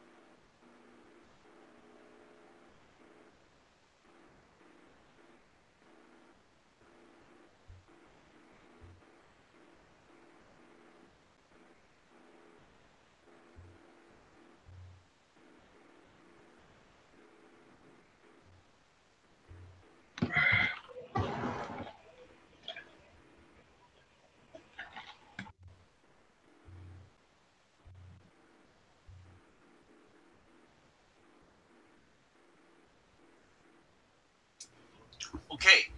Second level, rock gnome wizard with the folk hero background.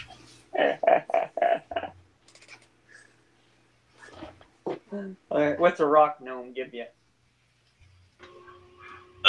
Like Tinker's tools. Oh, and the best part is I get advantage to spells on all the abilities. Like I get advantage when saving throws against spells on my intelligence, wisdom, and charisma. Wow. Okay, that is handy dandy. I am an evoker. So you can fireball the party. Well, once I'm 5th level. Oh yeah. But I'm an evoker. I have sculpt spell. Yeah. Yep. Burning hands the party at the moment, I suppose. Yeah, I don't like burning hands. More like thunderwave the party. Okay, that'll work also.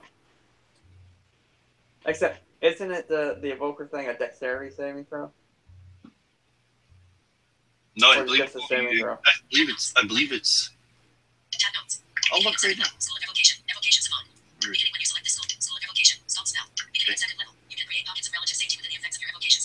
Evocation spells.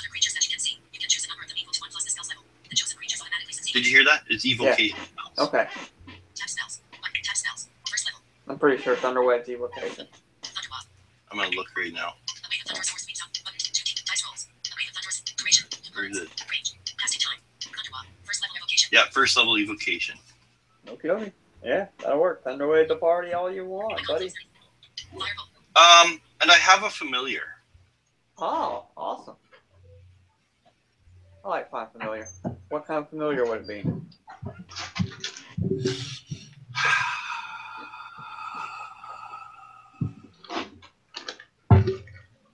Since we're underground, let's make it a bat. Alright, and that would also explain why, it kind of could get away. And so it was just kind of watching over you to make sure you're okay. Whereas, well, I mean, you can tell it what to do, it'll do whatever you tell you, but you got captured, say, by Ballsack and his rats, but the bat flew away and they couldn't reach it, so they're just carrying you around. Yada yada. And whenever they leave me up to my own device, I actually use my familiar to like shocking grasp some rats. I like bats. Bats are great familiars. And my name? Oh no.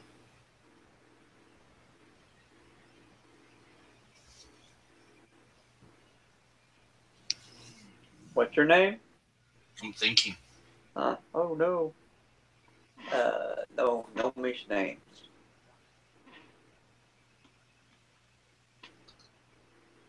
I don't know. You always go with some Hobbit type names like Furfoot.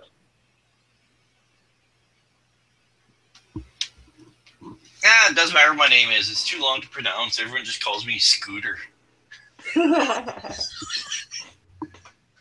Last name's not Libby, is it? Maybe. My name is too long for human ears. Yeah, we'd be here all day if I told you my name. And you'd end up with a Charlie horse in your tongue. So, Scooter. And I got like a big potato nose, like a big droopy one. Like, in fact, if you look at me head on, my nose hangs lower than my mouth. And I'm going bald on top, but I have long hair all the way around, and I don't have facial hair like a dwarf. However, I have long ass sideburns. So I got like sideburns, ears, and then my long hair on the back with a bald head on top, and a big floppy potato-shaped nose. I'm a little bit taller than a halfling. I'm about 4 feet tall. Oh wow. Almost. Not quite. I tell people I'm 4 feet tall.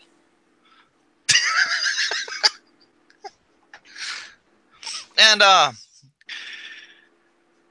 I'm a folk hero. I was your typical gnomish tinkerer.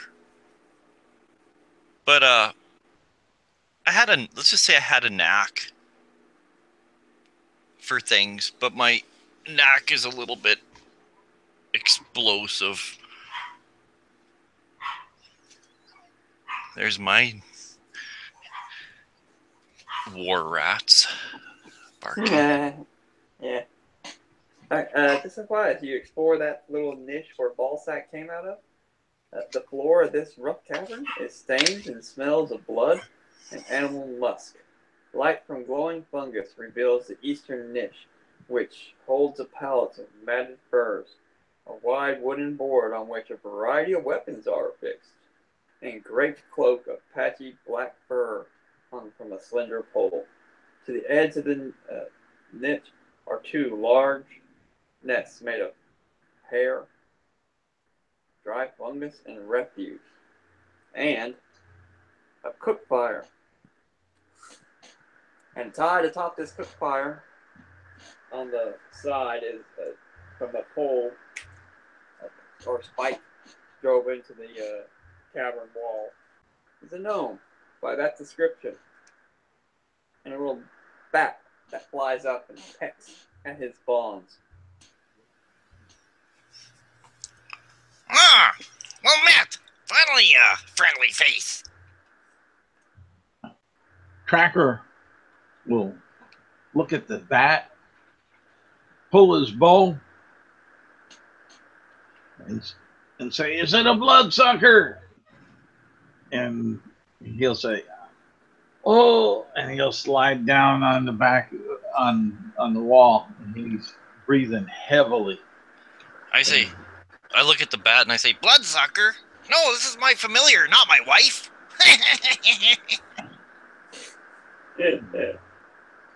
But Tracker's pretty banged up and tired. Are you too tired to cut a gnome down from being cooked? Quick, we gotta help this gnome. We can saute him. I'd surely appreciate that. Oh, the saute or the help? Well, I guess beggars can't be choosers. Let's cut him down, Vlad.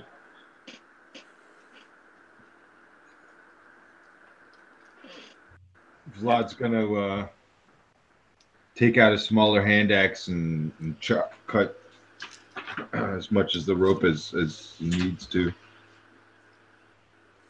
Nice. And so as you start to fall, somebody give me either a dexterity acrobatics check or a strength athletics check, Vlad.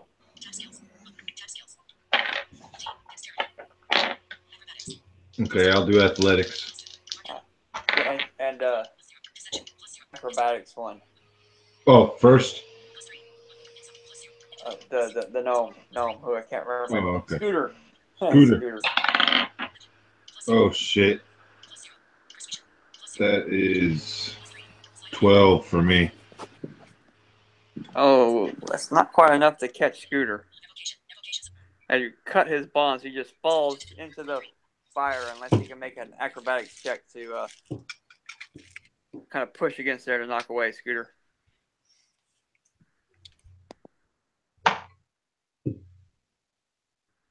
Acrobatics check, Scooter.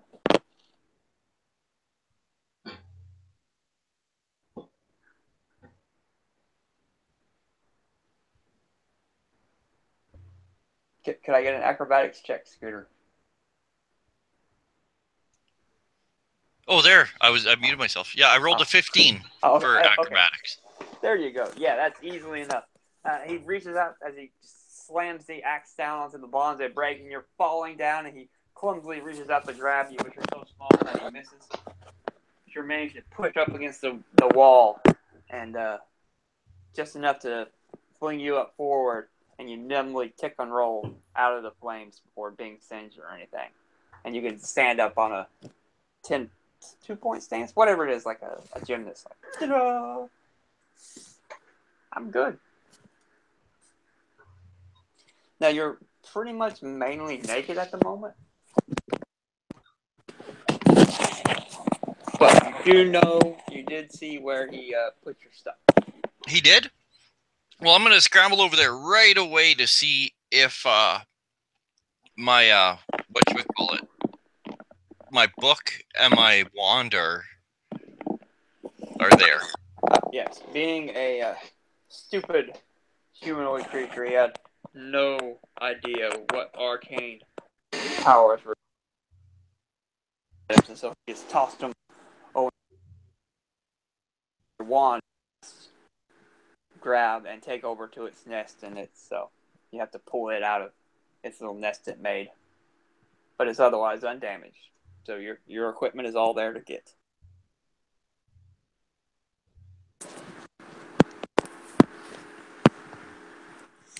Alright, if you notice, if you look at the weapon rack that was on there, oh my god, I lost my page already. There's 6 javelins, a long sword, a short sword, a great sword. Where is it? Oh, wrong one again.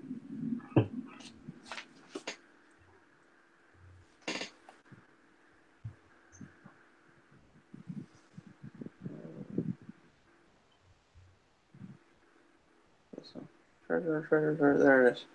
2 spears, 6 javelins, 1 long sword, 1 great sword.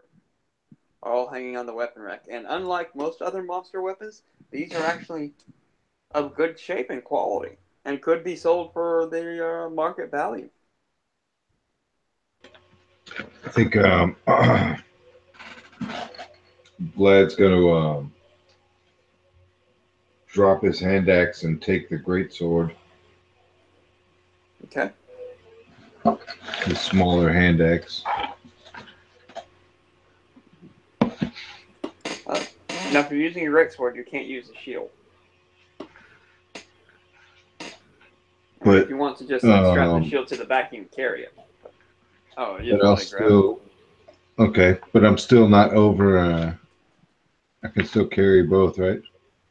Yeah. It's just if you're using your great sword, you can't use a shield. Tracker will first walk back and get his short sword that he dropped. Okay. And then he'll come on up, checking on what's going on around there. And Vlad dropped his hand axe, right? Yeah. Vlad, you dropped your hand axe. You need that. It saved you, didn't it? That's true. It did come in handy to save our friend Scooter here, too.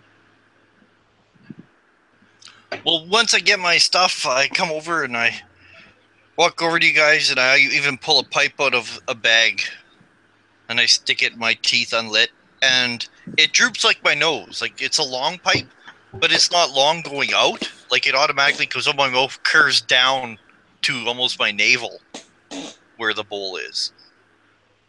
And I just clamp it in my teeth, and I come over and I wipe my hand on my pants. You see, I'm not even dressed fancy. I'm just wearing, like, work clothes. Wipe my hand on my pants, and I say, "Well met, and very pleased to have your help. I was in kind of a predicament there. Those they caught me while I was off guard, and well, I convinced them not to kill me, but I don't know how long I could have kept it up for. My name's, well, everyone calls me Scooter, and what are you fellas doing in here?" Well, we just defeated that bastard. Thankfully for you. I knew that son of a bitch would get his up and comings. Can't go around treating people like that. What comes around goes around. Tracker say, "I'm looking for this white apple. I hear it's an interesting variety." Ooh. And I touch the side of my nose and wink an eye. I say, "Oh, you fellas look like you got more brains than, I mean, not to insinuate anything, but not everybody shows the right sort of respect for that apple. That's, I ain't never heard of goblins having something like that before." And then I, like, flame bolt my pipe to light it. Yeah. Take a couple puffs. Very impressive, gnome. Oh, I'm sorry. I just hold my finger up and say, "Well, it's a knack, just a knack. Something I picked up along the way." And I give like a little whistle through my teeth, and my bat comes flying over, and could just fucking land on hang off my vest or whatever. Tracker say, "Watch out! Bloodsucker coming in." Oh, no, as I said, it's no bloodsucker. It's my familiar, not my wife. And, I say, this is, my eyes and ears, if you know what I'm saying. That's one of the biggest bats I've ever seen in my life. Oh, no, she's pretty tiny. She just looks big because I'm pretty small, too. So, if a big guy like you was holding her, oh, she'd be like a little mouse. What happened to your eyes and ears? I see that they're on the side of your head. Well, it's a minor birth defect. It runs in the family.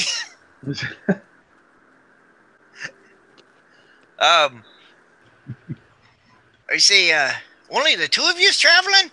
Oh, that's pretty brave of you. We lost a brave comrade.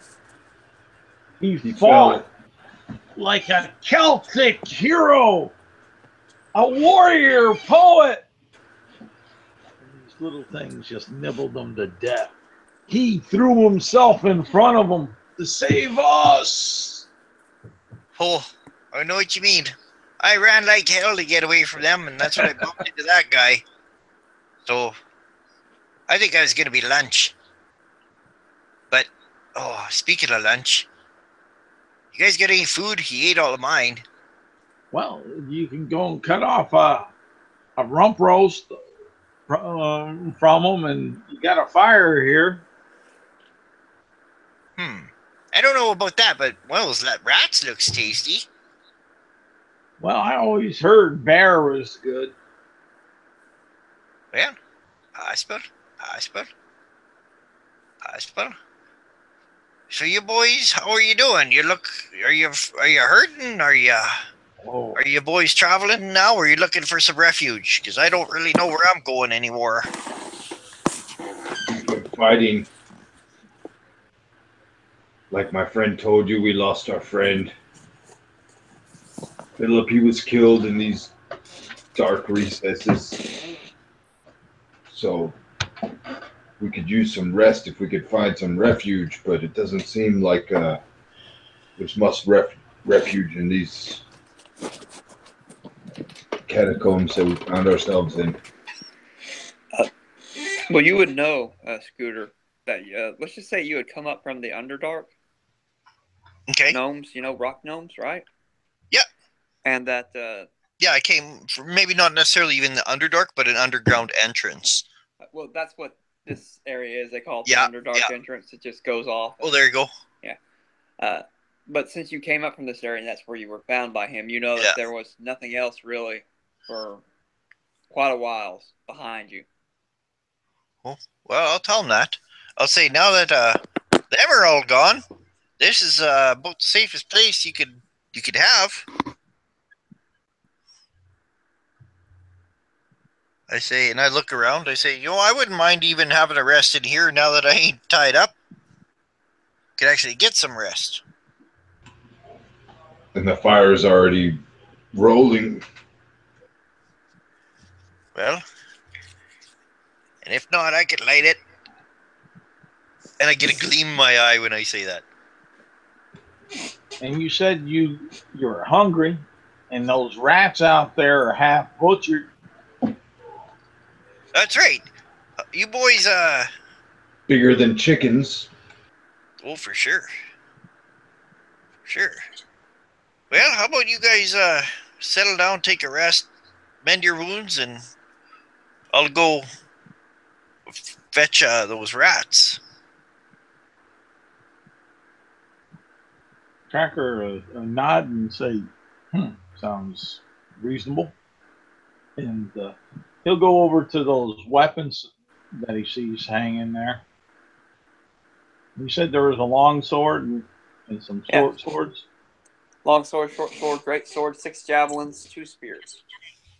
He'll pick up the long sword and the other short sword. Okay. While you're over there, give me an investigation check. No, perception check.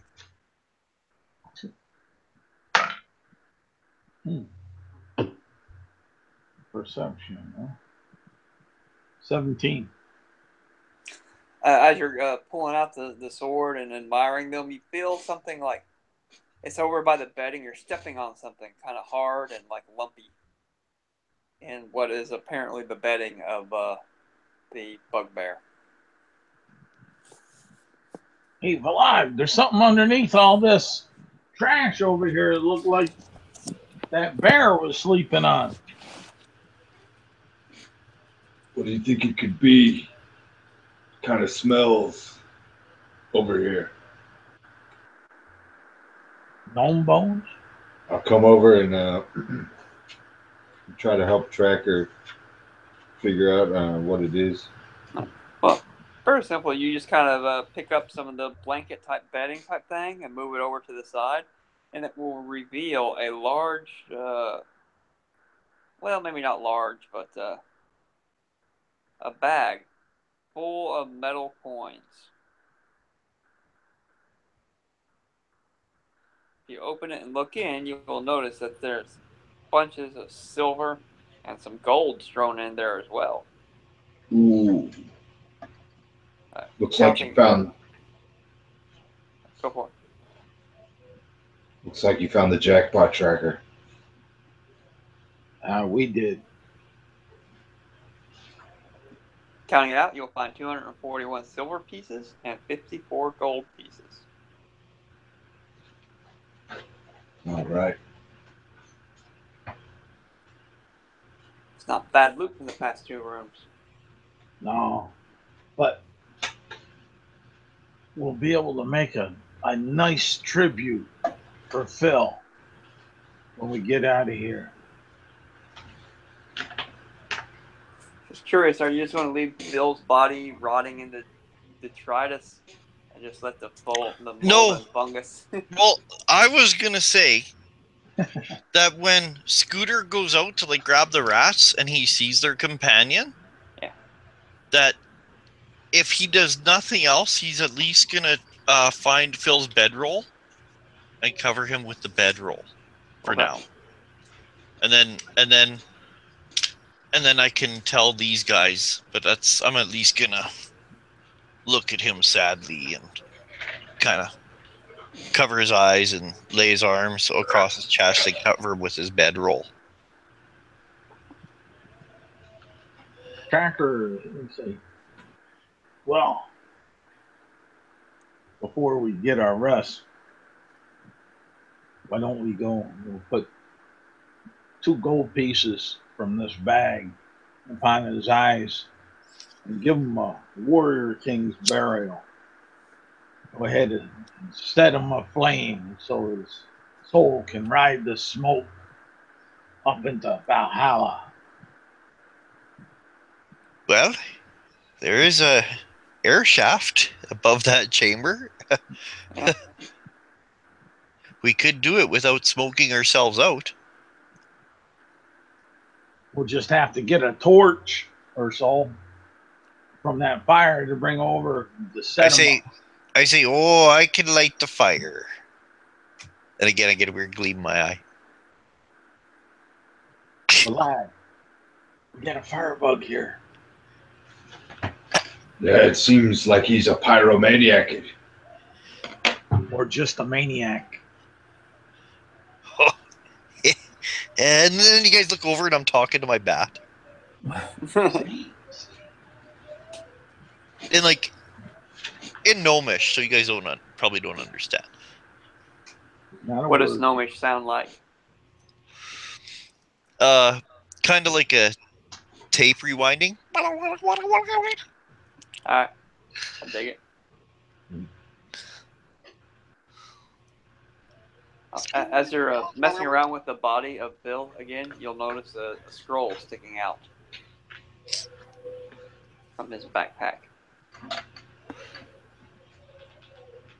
Oh, if that's me that notices it, I will take a look. Say a little prayer to the Gnomish luck god. It would happen to be a scroll of what appears to be a spell of quickening, making one super fast. Oh, expeditious retreat. I'm gonna put that with my spell book. Just don't want to see that one go to waste. Yeah, thanks. That's cool. Yeah, I can add it to my spell book at some point. Back when I was a kid and playing D&D and some of the campaigns, whenever a party member would die, it was like, loot their magic items. I know that, and we do too, but Phil has not much to take, so yeah, I know. Be respectful. No, I don't know. I try to be, but a magical scroll, that just gets me. Fair trade. We put 2 golds on his eyes. Yeah. Yeah. He looks like he's just a lad. It's a shame. And I'm going to make a mental note to, like, maybe someday. Like, because let's put it this way, he was a soldier. Yeah. So he had some sort of insignia or rank or papers, something that could identify him to a place. Yes. So I'm going to make Let's a say he mental. has dog tags. Yeah, I'm going to make a mental note of that, and I'm going to let them know Okay. if I'm ever around there sometime, if I ever get out of here or whatever. I will. I feel bad. He looks like just a lad, especially compared to a gnome. He was a young one. He sang songs. He told tales. Such an inspiring man.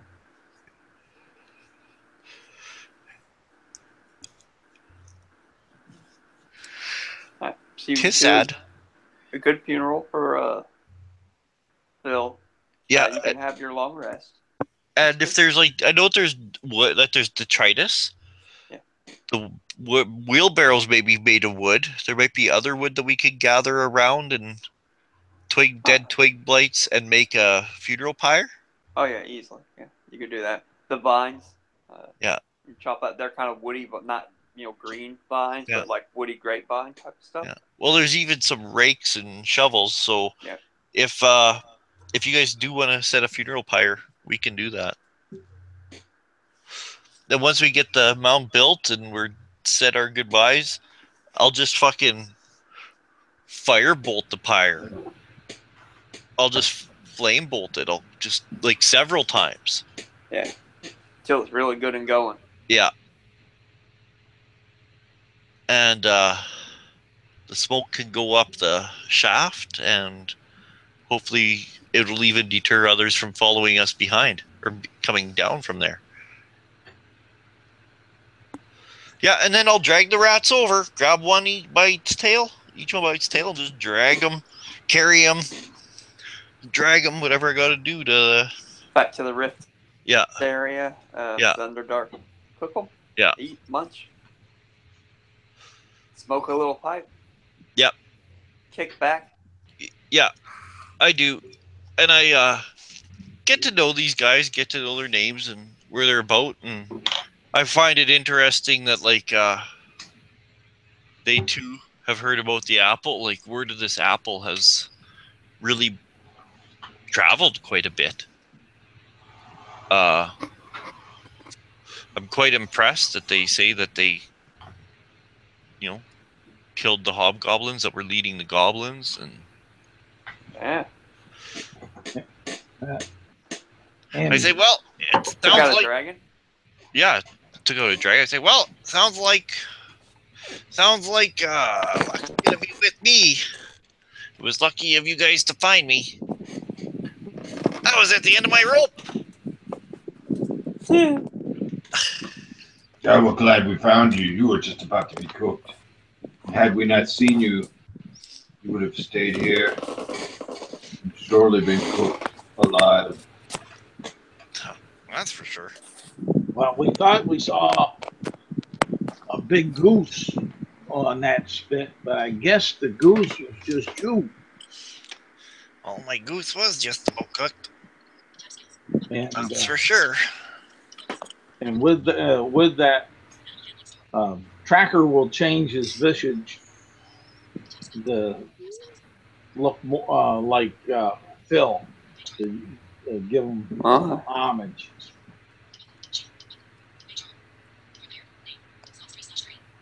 Hey, y'all can have your long rest. Cool. Very good. Good, I can use it. I'll can tell these guys are pretty beat up, so I'll take as long of a watch as I can. let these guys rest. Just curious, how far down on hit points were you two? I was at an 8. I had it got me down to 5. Yeah. Phil had 2 before the fight began.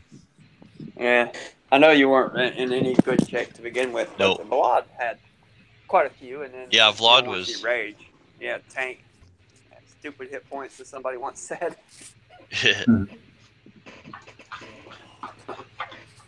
Okay. Yeah, I was all the way down to 8. Wow. Started that combat with 8, and then that's why one good swat was going to take him out. And that little needle guy got me down to 5. Yeah, that bugbear's a heavy hitter. 2d8 plus 2. Oh yeah. That's some damage. Alright. So, you all have rested, eaten some leftover rats in the morning.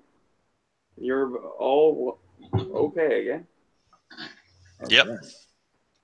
Alright, coming out, if you'd like to explore down this natural cavern that's on the north any farther, would you like to go back into the worked cavern where there were a couple closed doors?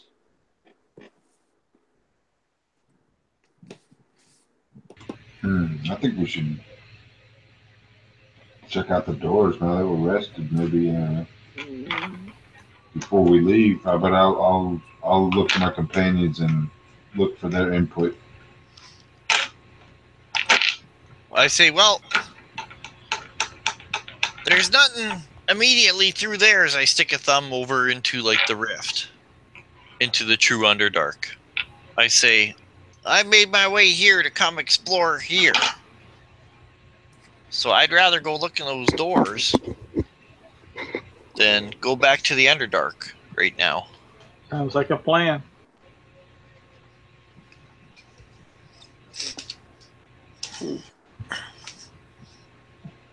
Okay.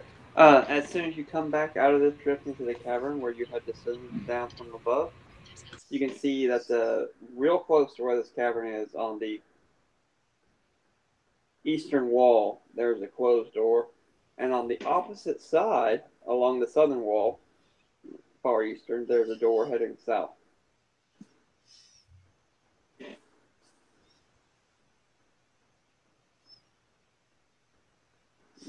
Or you could climb back up the 80-foot shaft.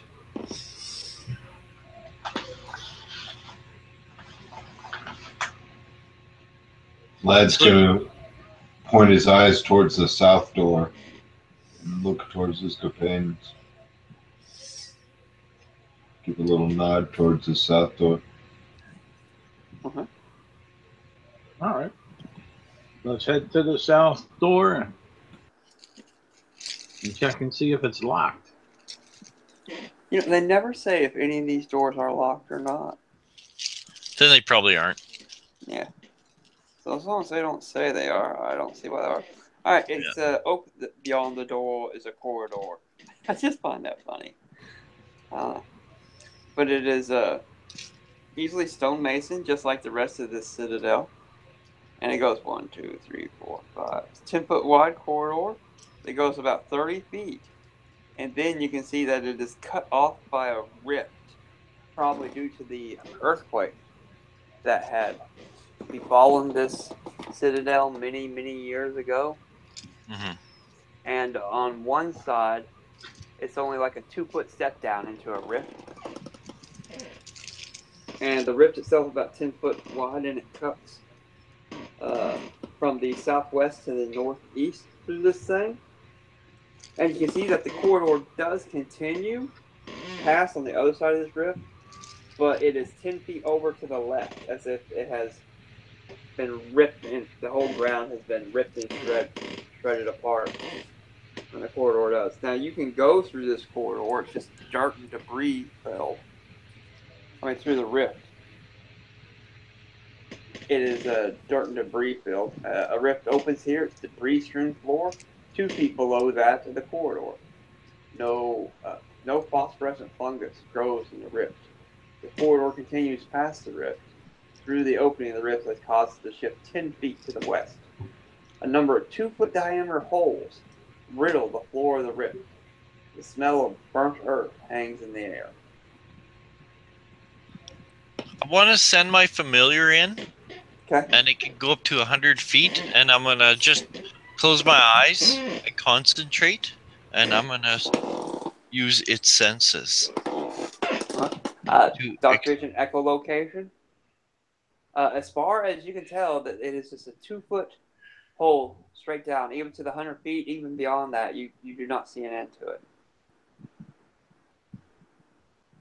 Huh. Okay, I just shrug, and I'll command my bat to come back.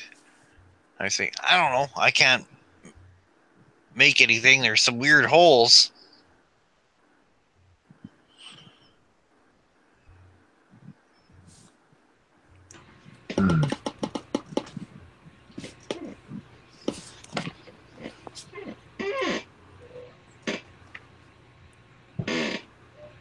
Seems a bit strange, this corridor. It is. Let's check the other door before we just commit to a hallway. Agreed. Okay. So you go back into the... We'll close that door. We'll go to the other one. Okay. Climb back up the corridor, close the door behind you, and then you'll open the one on the eastern wall, which is, boom, there it is. 2 rows of dragon-carved marble columns march the length of this hall, most completely covered with luminescent fungus. The cobbled floor is cracked and stained, and on it sits many small wooden tables. The contents on the tables include mortars and pestles, small tools, bowls filled with crushed leaves, chopped fungus stalks, and other plant specimens. The many doors leading off this hall are all partly opened. There are 3 on the northern wall and 3 on the southern wall. I say, this kind of looks more like something worth exploring.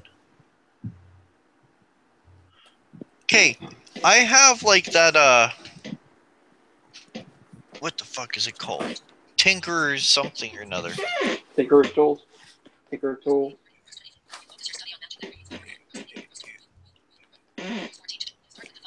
Yes, but there's... Where is it?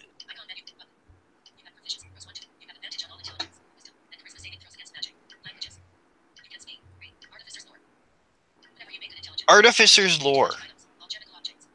Okay. Whenever you make an intelligence wisdom check or intelligence history check related to magic items, alchemical stuff, or mechanical devices, I get double my proficiency. Okay. So I'm gonna look around at all this stuff. Is it just alchemical shit? Yeah, I would definitely see that as at least close enough, near enough. Yes. Did I hear natural 20?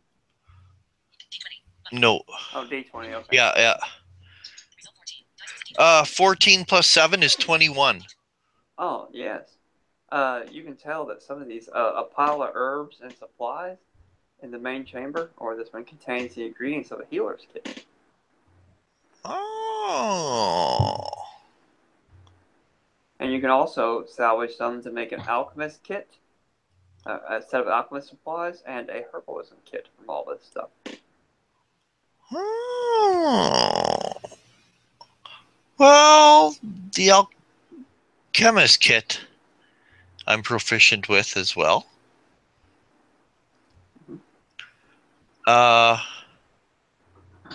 So I'll take stuff for that.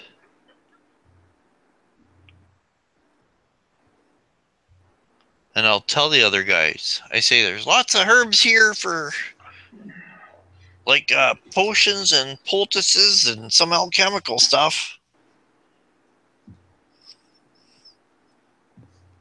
And I will all like, if I can make up a alchemist kit, I will. Okay. Easily done. It'll just take you a while to gather the supplies. I could just do that while those guys are like exploring or looking indoors or something. Doing some counting here real quick.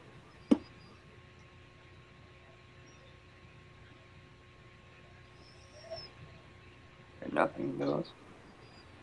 Yeah, my dog does the same thing. 1, 2. All right, remember that number. 1, 2. 1, 4.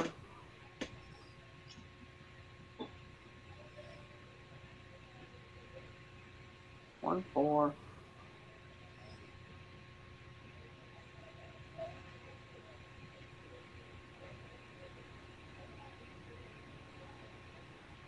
2, 6. Okay. So you gather your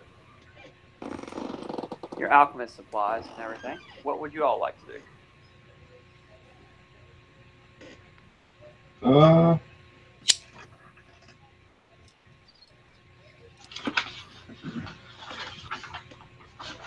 Well, whatever herbs I saw Scooter collecting, I'll collect some too, just so we could take more. Okay. What about you, Tracker? Tracker will pick up a mortar and pestle Okay. and looking around if there's any empty like vials where you can store stuff or another small pouch or something to store the items.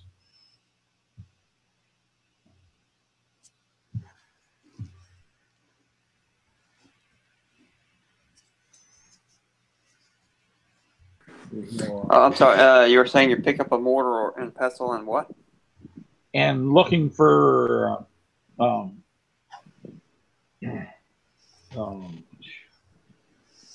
like test tubes or small jars to hold, whether they're full or empty. Okay. To hold stuff in a pouch. If there's any of that kind of stuff around. Oh yeah, there's that stuff around. Vials, that's what I was thinking. Yeah, there's all sorts of anything you can imagine except this is not so much chemically alchemist, although there is some alchemist tools and such like that around. But yeah, this is an experimental laboratory.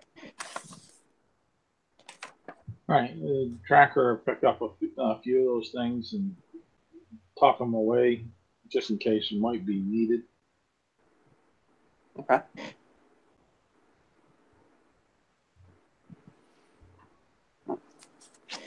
And this is all. That's all we see in here. Yeah. You don't have them making too much noise or anything. But there are 6 doors, 3 on the northern wall and 3 on the southern wall that are just kind of partially open. Sniffing the air. Is there a particular smell on the air? Oh yeah. There's a smell in the air. What's the smell?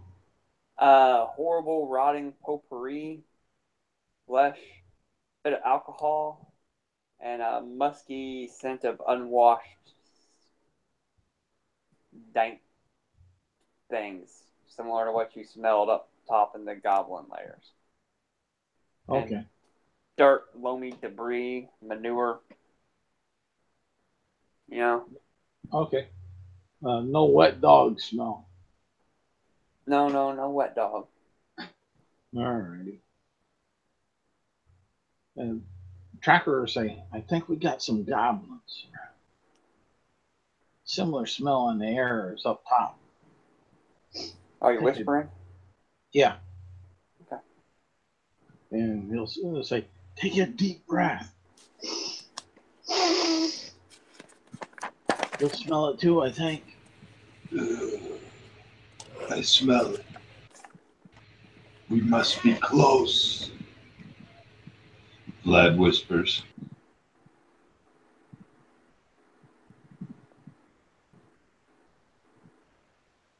Where's the bloodsucker?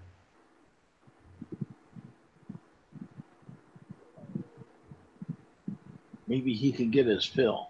Your microphone. We're looking at Scooter. Scooter.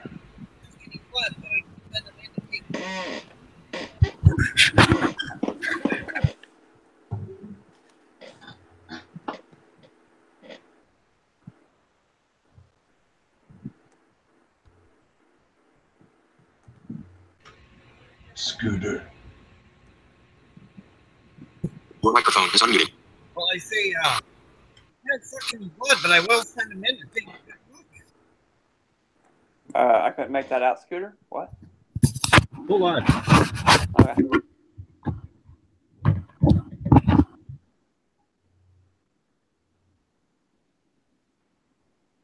See, the bloodsucker's attacking Scooter. Kill it. No, I wanted to walk away from my computer, so I unplugged my headset, Oh, okay. and you guys couldn't understand. Anyways, I say, He doesn't really suck blood, but I can't send him in to take a good look. Oh, he's kind of got blindside anyway, right? Yeah. I mean, he doesn't have to look in; he can just hear and stuff like that, right? He yeah, can I tell can you just use his mentally senses. Yeah, or I can use his senses for an action. that he hears, or you would hear if you're using his senses, Yeah. snoring. See, sounds like someone in there is dozing. From the northwest chamber. And then you can hear just the pitter-patter of other goblin feet and such like that in a couple of the other chambers. There's a multiple ones. I'm going to say you can't quite determine how many without actually, like going into the room. Well, But there are multiple goblins in these rooms on either side that just quite haven't noticed. Well, sounds mostly like goblins, except for that one room. I can't be certain. I just hear snoring.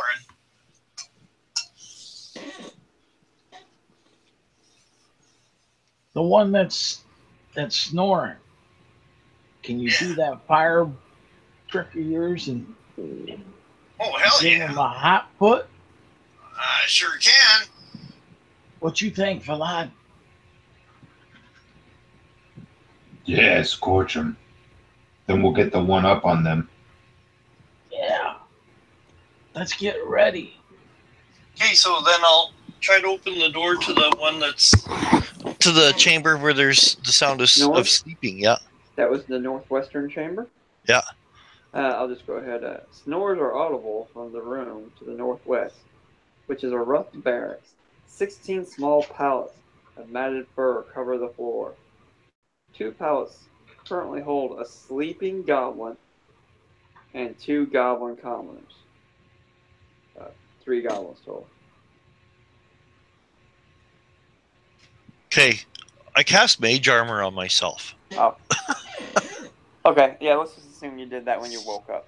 Just, if you wish, how I run it with if you have mage armor as a spell, subtract the first level spell slot and you are always mage armored, so we don't have to worry about it. Okay. Okay. And some guys are like very specific, so that's why I was saving it. Yeah, I know. Okay, anyways. I'm gonna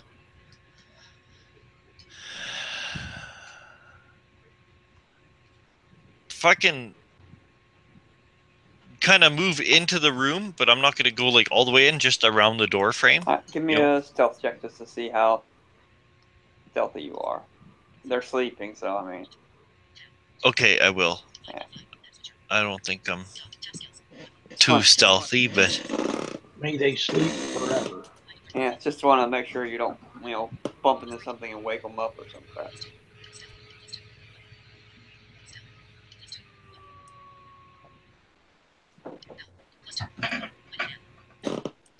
okay. Sorry, I got confused.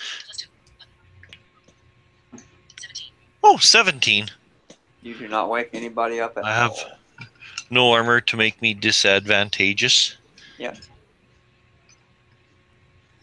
Well. And there's 3 of them? Yes. Well, are the other guys following me, and are they expecting me to assassinate all 3 of them? Oh, I'm following Scooter, definitely. Oh, I'm okay. assuming, I'm assuming they stood at the Well, door. I'm But, just- all right, give me a Yeah. stealth check then, Blob. Yeah.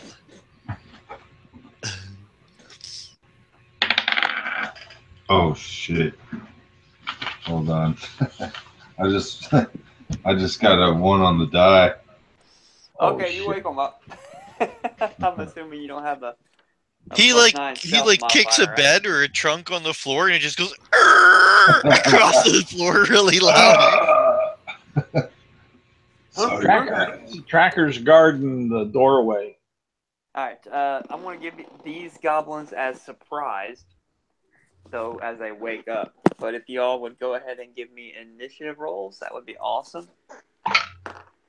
Oh, no, it won't. Goblins aren't too awful quick. All right, what'd you get, Tracker? 6. Oh well, goblins are quicker than you, Tracker. What about you, Scooter? You're maybe muted, Scooter.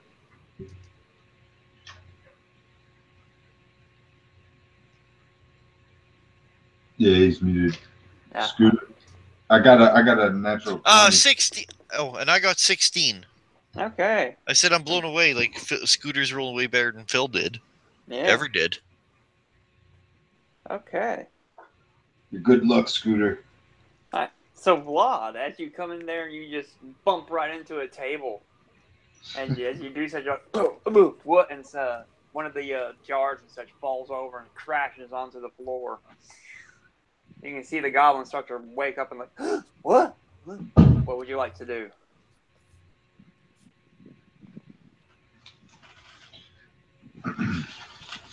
Well, Vlad's gonna pull out the great sword that he found, and he's gonna clutch it with both hands, Okay.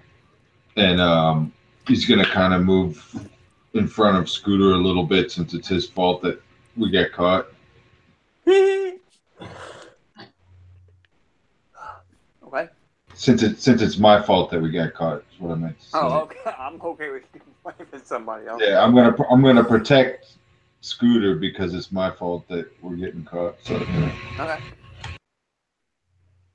And that's just a little bit of movement. What else? Action?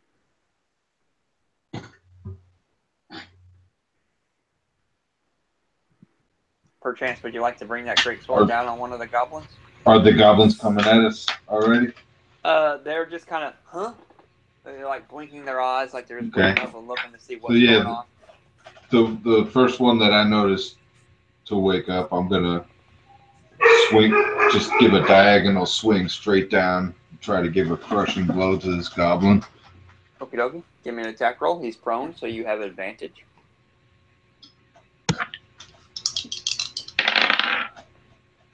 Okay, that is 19. Ah, that'll hit it. Just apply the damage for a greatsword is 2d6. And then you 2d6. add your strength modifier. So that's gonna be. That's gonna be a 10 damage. There you go. One goblin taken out. You slay the goblin, you bring it right down on him and stab it through his chest.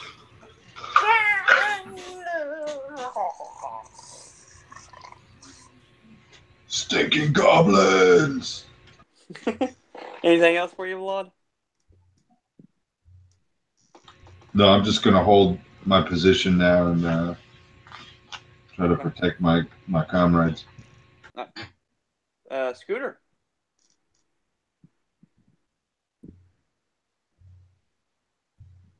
What would you like to do, Scooter? And Okay, I'm slow. Is there 2 goblins within 5 feet of one another? yes.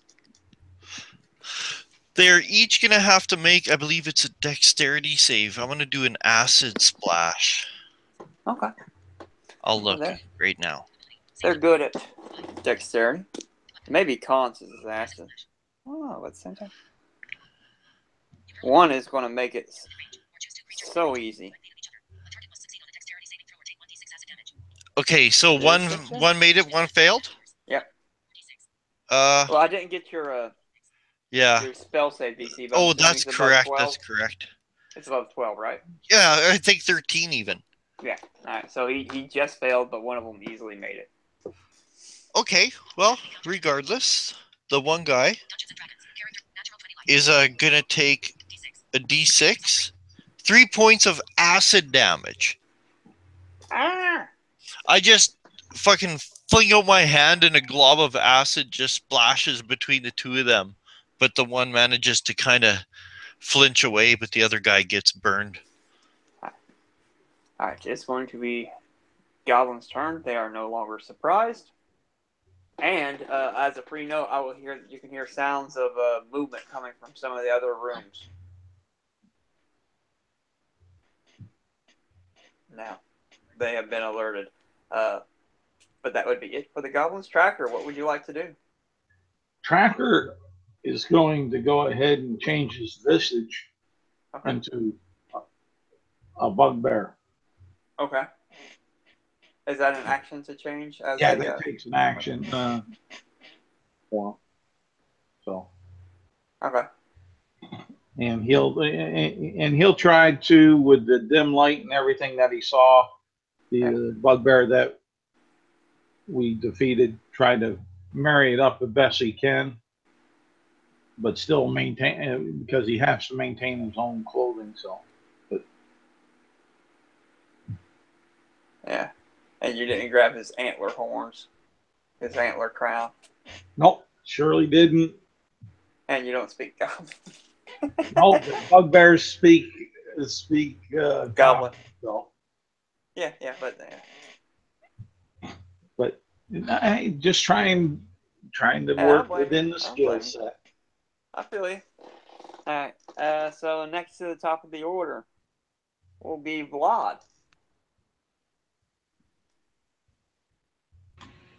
Okay, so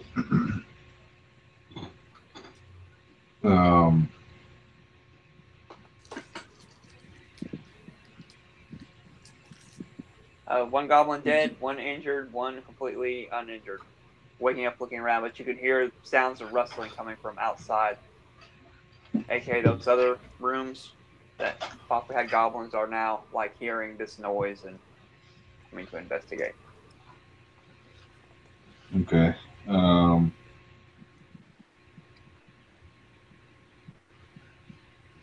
So if I head to that door, I'm going to be heading away from the injured goblin and Scooter and Tracker, right? Yeah. Well, Tracker, I'm assuming, is still in the doorway-ish. Yeah. I'm assuming. Is that correct, Tracker? That's correct. Okay. Trying to protect our rear.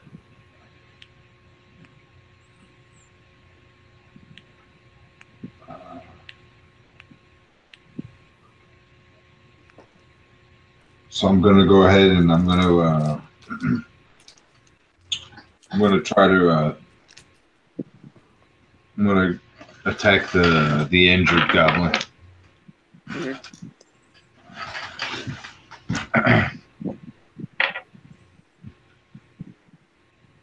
So I'm going to come above my head and swing around with the broadsword. And that is 14. You have advantage. He's still prone. So you can roll another d20, and if it's better, then you'll take the better one. Sorry, I should have mentioned that.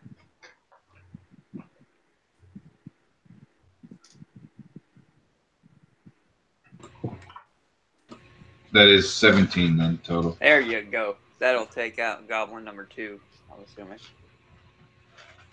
You do a minimum of 5 points of damage with this great sword. Oh yeah, actually 8. All right, there you go. Another one bites the dust. As you bring it down and just slop this one's head off, and it rolls over onto the floor. Anything else for you? Just spitting out bits of blood. Scooter.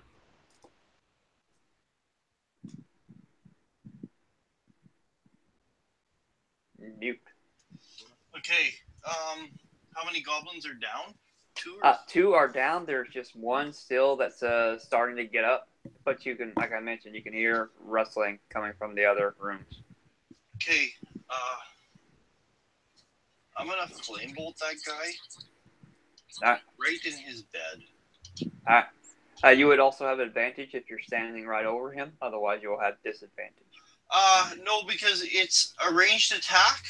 Yeah.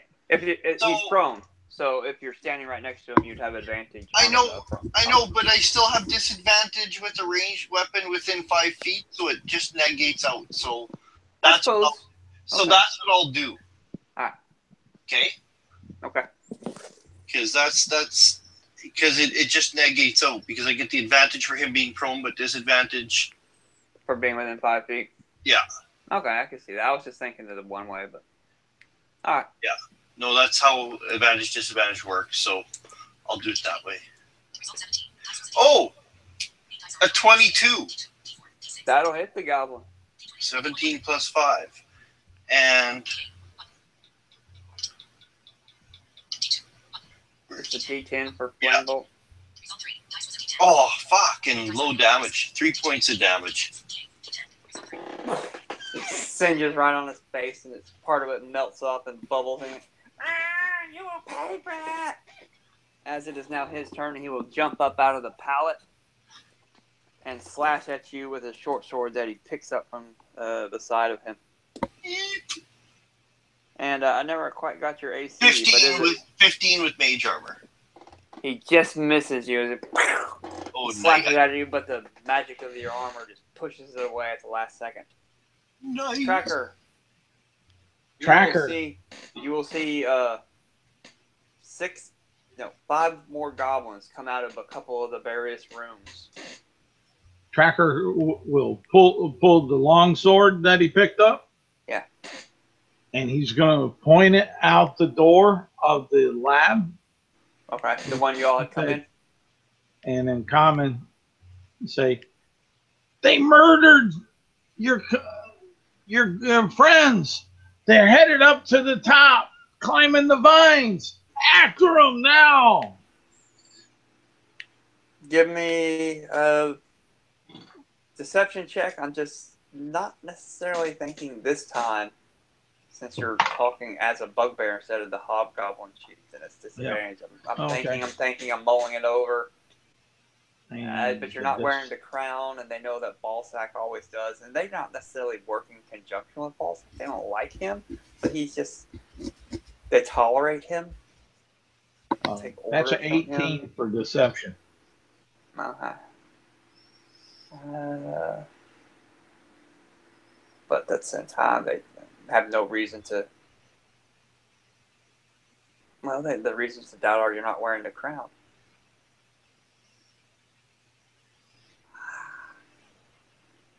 I really don't see enough to give him a disadvantage because they don't have as much interaction with him as they do with the chieftain. 18 is pretty good. All right, hearing that, they'll all go like, "Rah!" and file past you, running out the door into the chamber where the dead skeleton is, and the rats are dead, and Phil's corpse is still possibly smoking a little bit, although there's not much corpse left. It's mainly ash. And that's what they'll do. They'll run out to the center of it and start looking up. And then your turn. Tracker will go ahead, move to the door of the lab. Okay. And if he can, he'll shut it and lock it. Let's assume there's a lock. Okay. Maybe even take a table or something, barricade it. Yeah. All right. Back to the top of the order. Vlad, what do you do? One of the goblins in this room that had woken up had just slashed at your new friend, Scooter.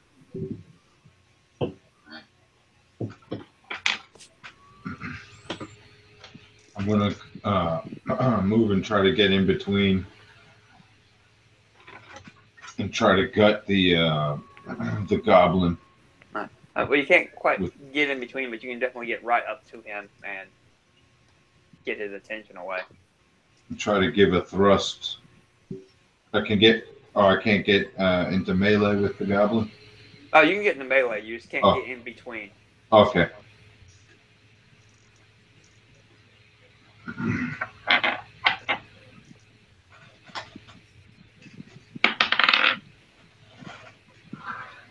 Okay, that's a 20.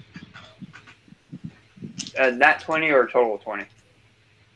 Total 20. Yeah. Total Okay, 20. yeah, that'll hit the guy.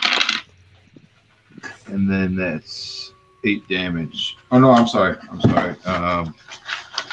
It's enough. 2d6 plus Okay, 3. cool. Yeah. 8 damage is enough to kill the goblin. 11. Oh, that would be 11 then? Alright. Yeah. Even enough.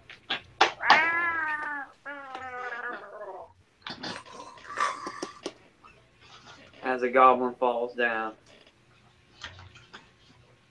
Next up would be Scooter. Is there any around me? There are goblin bodies around you, and you could easily hear a bunch of other footsteps go rushing out of the room. Okay, I'm gonna crawl under one of the beds. Okay. Mhm. Well, it's more of a pallet, but yeah, okay. There, I'm done. Alright, Goblin's turn. Goblins are going to keep searching and looking up there, and they're not going to see anything. And they'll start to, I suppose, walk back. Tracker. Tracker will move back to the door and tell Scooter and Vlad that he sent them on wild goose chase out there and locked the door and barricaded it as far as that. But it may not last. I don't know as far as that. And then even though he's standing there looking like the bugbear, he'll change back into Phil. Okay.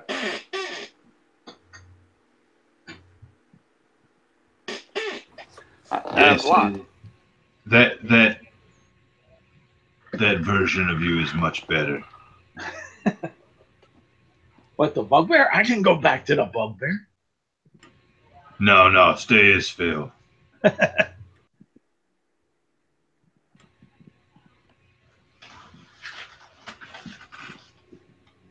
Okay, so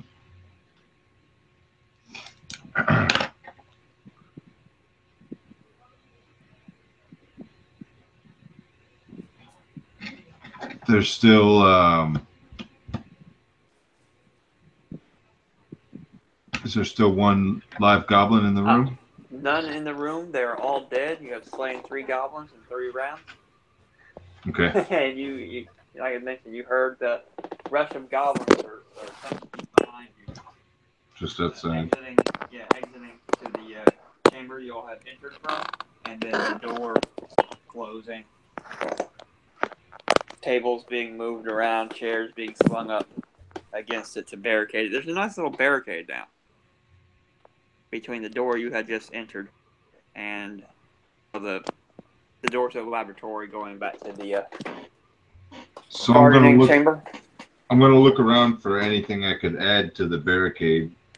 All right, there's plenty of tables, and not to mention the pallets that were in this northwestern room that you had just entered. Okay. Yeah, Vlad's gonna go try to grab as many of the pallets as he can at once, and bring a few over and try to wedge them in to kind of try to enhance the barricade. Okay.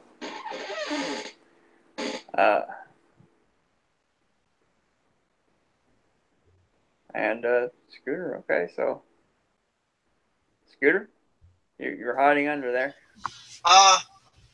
You said it sounds like the goblins are coming back? On their turn, you're going to hear them trying to knock and bang and start to. That's on their turn coming.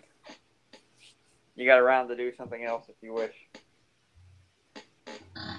I'm just going to take a readied action to blast one of them if they come through. All right, but you're in the northwest door, in the northwest chamber, so you can angle yourself underneath something in there to be able to see out the door to roughly. Yeah. Out of the door of the northwestern chamber to see back into the main laboratory. Yeah, just if something comes in, I'm gonna blast it. Okay. Okay. It'll be their turn, and they'll get there, and you can.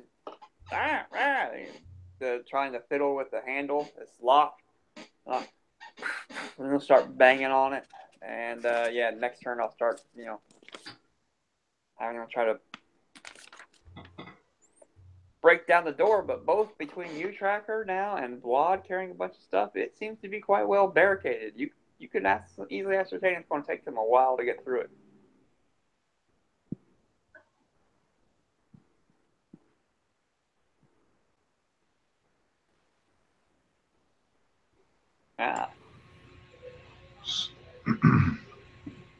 Tracker would. Mind if I drop you out of initiative? Yeah. All right. It don't matter to me. You just hear them trying to bang on it for a couple minutes. Goblins are not known for their be particularly strong for just like a minute or so, and then you cease to hear anything. Well, once I realize that they're not coming in, I'll come out from under the bed. Okay. Tracker will go and look in the other two doors in those rooms just to make sure that they're clear. And I still got my fucking cantrip readied. Okay. Yeah, you'll just keep a lookout on that other one. So that's all I'm doing is just moving half speed, if at all. All right. The other one, the north central chamber. Mm-hmm.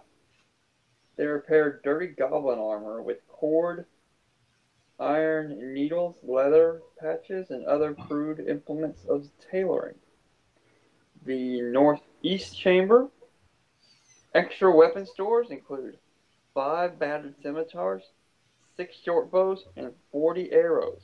And this is the crap that nobody will give you coins for, but it will function. Those are the 3 northern doors. Also on the northwest chamber, I believe that's where it is. On the northeastern chamber, the one with all the crappy weapons. On the eastern side, there is another door that will exit that. That is closed. You like to check in the 3 chambers to the south. You'll see in the southwest one a rude mashing, straining, and casking facility to create goblin wine. Ooh, terrible. Man. Oh, you will happen to see as you're looking in there, you will notice that there is some grape, if you can call it grapes, that they use, more like some sort of crazy berry or something. Footprints that extend out into there and then head back into there. And you're like, oh yeah, those are 2 goblins that were in here who, when we started making noise, ran out here barefoot. The south central chamber. They're hard there. Yeah, represent South Central. There's a diseased giant rat, which is strapped spread eagle onto a wooden bench. Horrible tumors that look like body and fruit-like. That look, woody and fruit-like.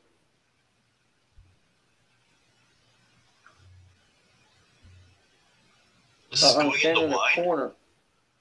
On a stand in a corner is a fancy crystal vial worth 5 gold pieces, full of some elixir.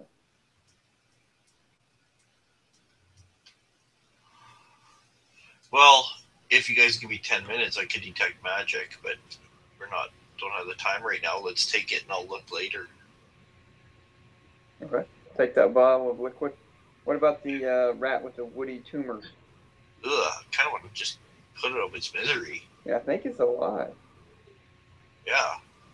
Kind of just want to put it out of its misery. It's strapped spread eagle. It doesn't say that it is alive or not. Is that what you ate last night, Scooter? No, this thing looks like it's gone off. Worse than moldy cheese. Tuberous rat. Things rat. Large fiber. Looks disgusting. It is. I wonder what they had it here for.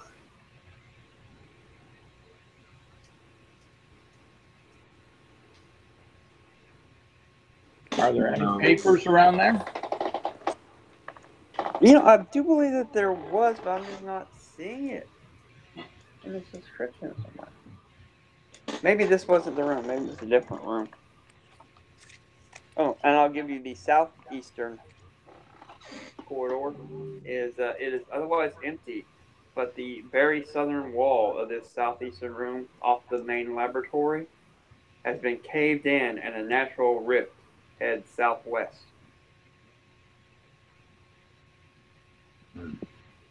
Kind of similar looking. Looks like that door It in the must be in back, one of the other ones. back room might be the only way out. Oh, well, the northeastern chamber off of the main laboratory had a door on the eastern wall. But other than that, this rift and the way you all came in, which is now barricaded, are the ways out of this laboratory and the separate off chambers.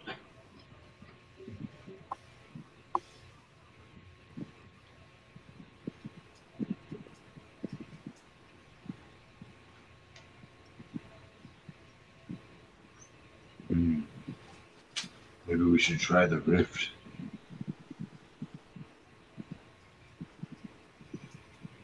What a choice. Maybe. We got that one door up there in the northeast. The one that leads to the rift? Like where the tunnel is and the pit and those holes? Yeah, it is exactly just like that rift that you had found on the southern door of the chamber. And give me an intelligence check there, Gnome. I can't think of a skill to go along with it, but map cartography, placement, anything. I don't believe I have anything like that. I'll just make it a straight intelligence. Nature deals with geography I can see nature. and terrain. Yeah, I can see intelligence nature. I can see that.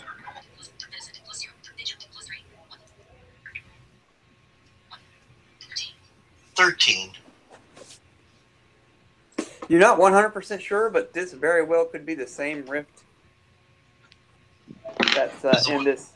That's when I came in? Or Or if you the recall, you checked the southern door in the chamber that you first came down, and it only went about 30 feet, and then there was this rift heading to the northeast, or southwest if you went the other way, but it went from southwest to northeast. Yeah. And now that you went east in this room, this laboratory, you found in the southeastern corridor heading southwest. Yeah, okay. A rift. It very well could be the same rift. Huh. And if you recall, the goblins are no longer banging on the door, and they live here.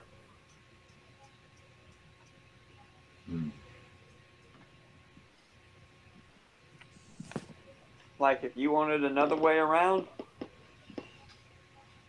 Oh, it's connecting. Yeah.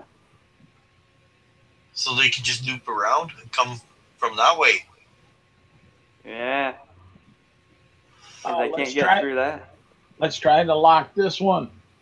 It's a caved-in wall.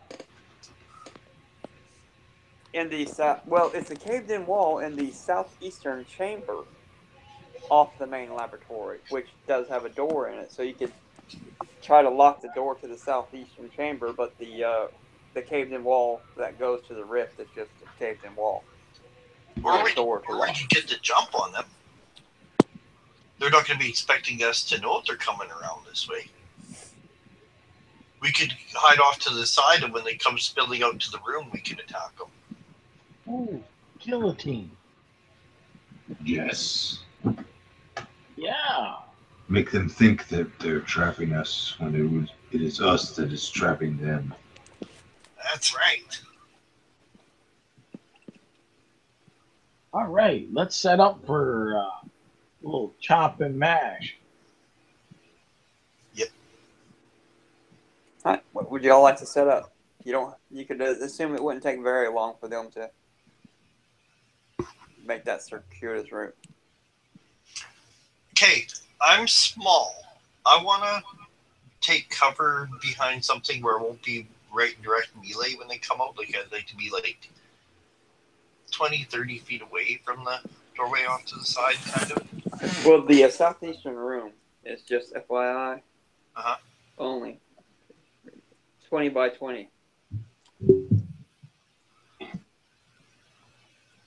And the caved-in wall is the very bottom right. And the door entering this room is the top left.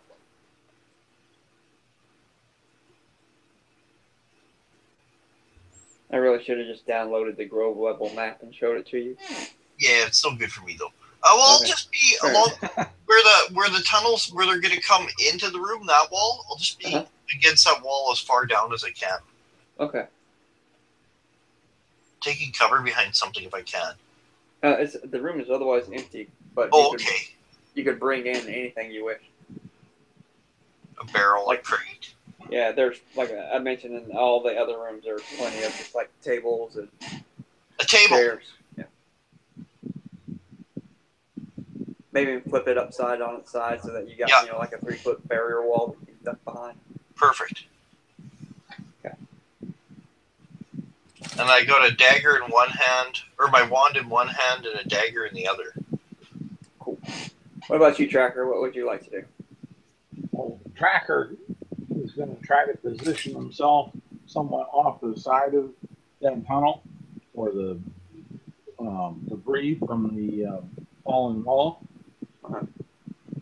And he's going to have the long sword out and ready to come down as hard as he can with both hands and use it like a guillotine.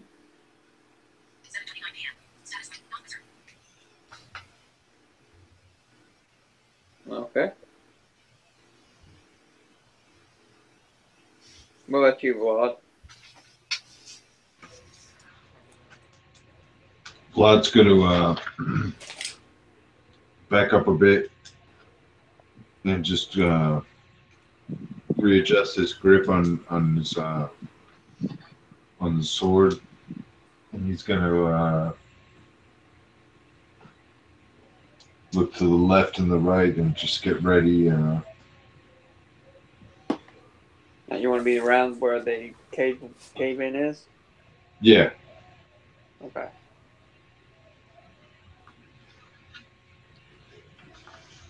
Right. So they'll be creeping up. Creepy, creepy, creepy. Creepy, creepy, creepy. Goblins are quite stealthy. And since you all are not like checking down the rift, where they'd have a chance to see you, you'd have a chance to see them. But at the same time, they're also sneaky, sneaky, looking around. They're wary. They don't necessarily know you're there, but they are, still being cautious. They don't know what's going on.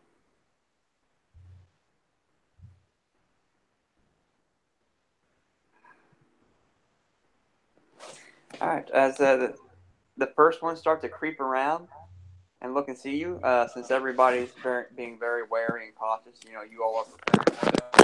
They're preparing for something also. I'm going to call it nobody really is surprised by anybody. So let's just go ahead and have a standard initiative roll, okay? They are at a 9 is what they go at. 21 for me. Vlad, lightning quick as somebody starts to peek around the corner. What about you, Scooter?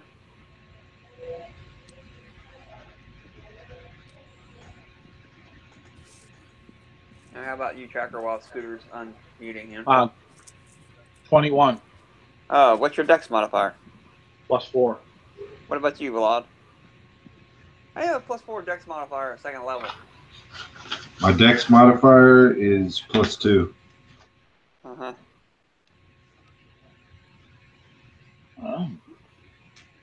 Let's see here. That's what I got on the sheet here. I have to look see how that automated sheet did it. But, And Scooter, what'd you get? Points. I'm just getting that. Yeah, 27 points.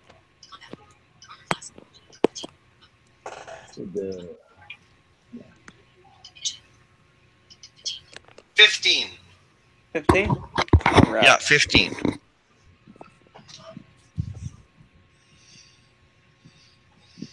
Well, Tracker, you will go before Vlad, and you can just start to see a couple goblins creeping up around, looking, having weapons drawn.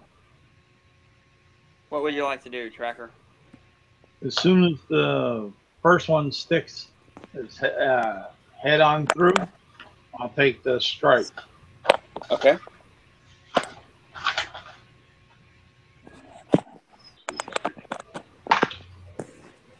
That will be an unnatural 20.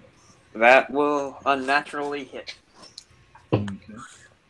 That's a full damage, so that's a 10.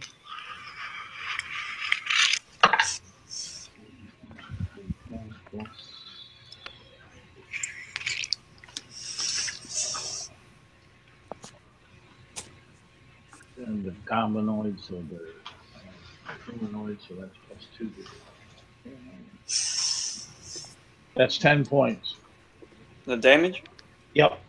All right. Yeah, that will describe your kill.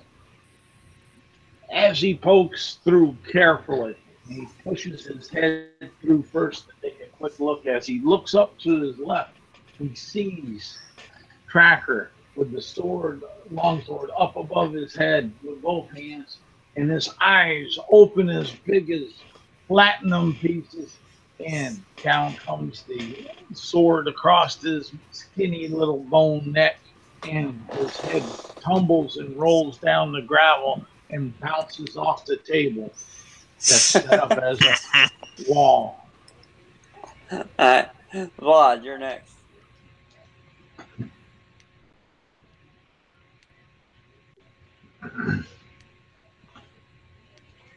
So next to the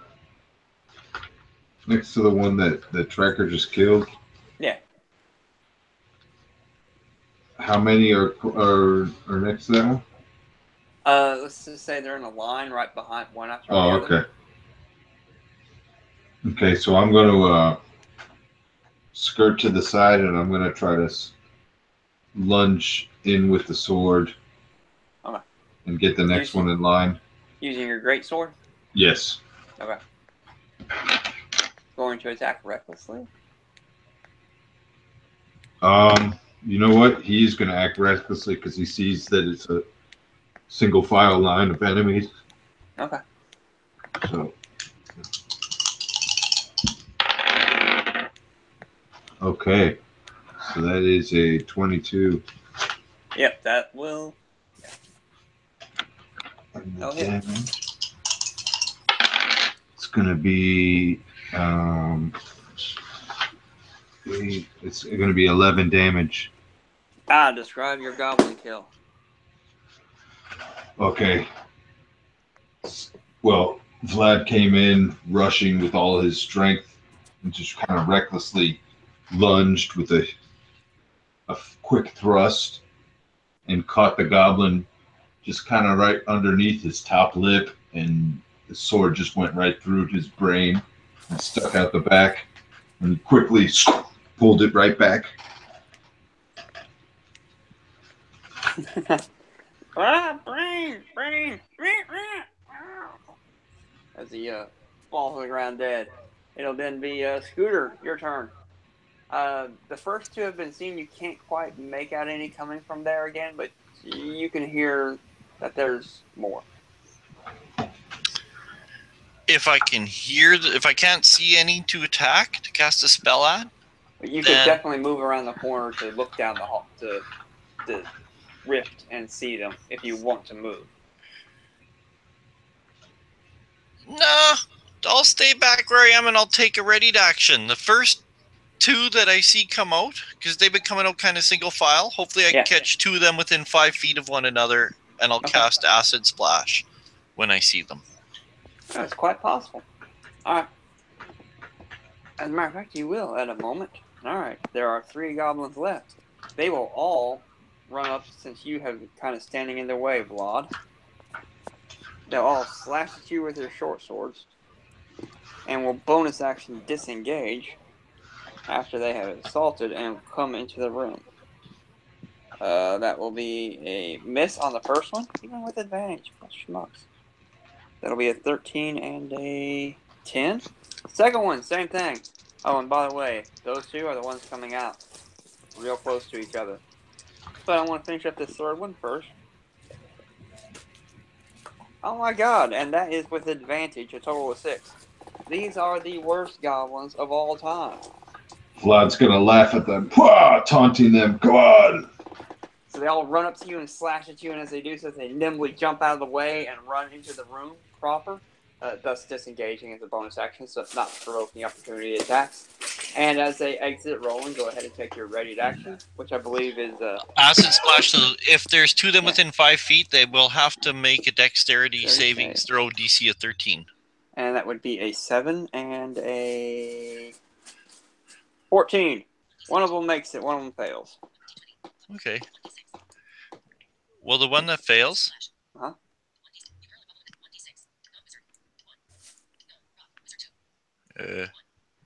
takes 1 point of acid damage. Oh, that's all? What is the damage on that? Isn't it pretty decent? 1d6. Oh, that's all? Well, when I get 5th level, it goes up. Be 2d6. It's just a cantrip. Yeah.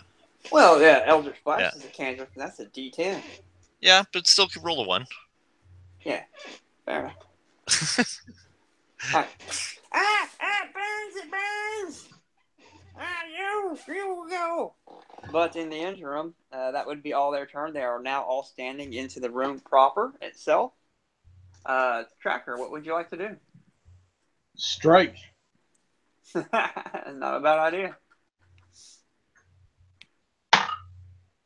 Oh, crit. Yeah, that's a dead goblin, I'm pretty sure. Yay! All right, let's see here. I don't know. I rolled a 1 on damage plus.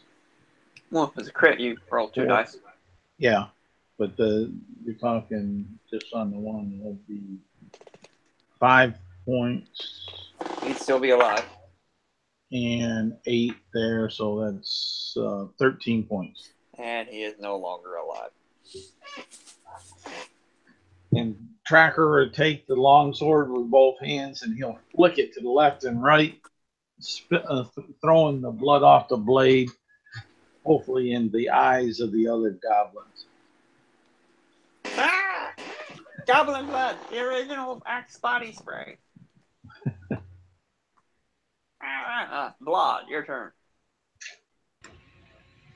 Vlad catches a little spray of blood across the side of his face and spits it out. And he's going to... can I see the end of the line? Can I see how many? Oh, yeah, those were the last ones. They just all ran right by you, slashing at you with their swords horribly. So I'm going to maybe make our way into the room that they came from. Or that they came into. They came into the southeastern chamber. Yeah.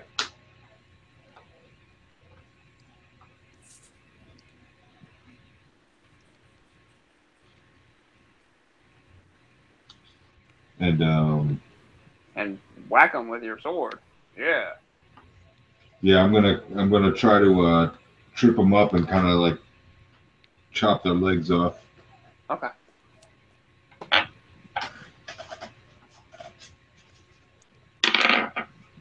Oh, that is a 15. That'll hit. All right. Oh, by the way, I didn't ask if you wanted to do it recklessly or not. Oh, well, I didn't. Yeah. Oh, that's only 5 damage. He's alive. 2d6 plus 3. You rolled 2 ones. Yeah, I did. That sucks. He's still alive, but barely. Blood is spurting out from his throat, trying to scream, but he just can't. But there's still fire of malice in his eyes. Scooter, your turn. And that guy? Yeah. Who has fire malice in his eyes? Yeah. I'll put flaming firebolt in his face. Alright. I rolled a critical. That guy is dead. Okay, well, I'm rolling anyways. Yeah, I don't blame you. Sometimes you just want to know how much you killed the goblin, you know?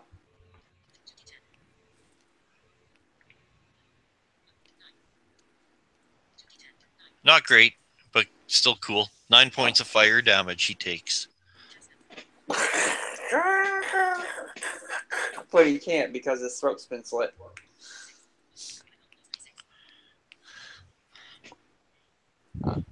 He is dead. Would you like to describe him?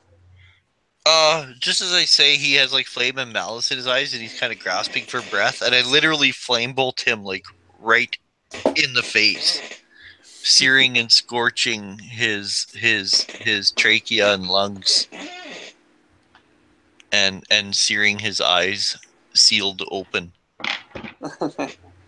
The remaining goblin is going to bonus action disengage, and then run screaming back into the rift and use his action to dash.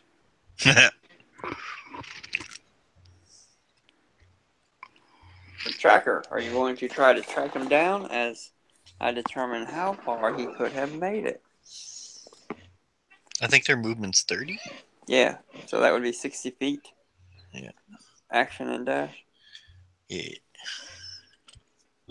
Yeah, he's favored enemy, so I have So yeah, you have a one to kill. advantage and like that. So yeah, I'll track him. Tracker, you goblins are your favorite enemy. May I ask what your other one is?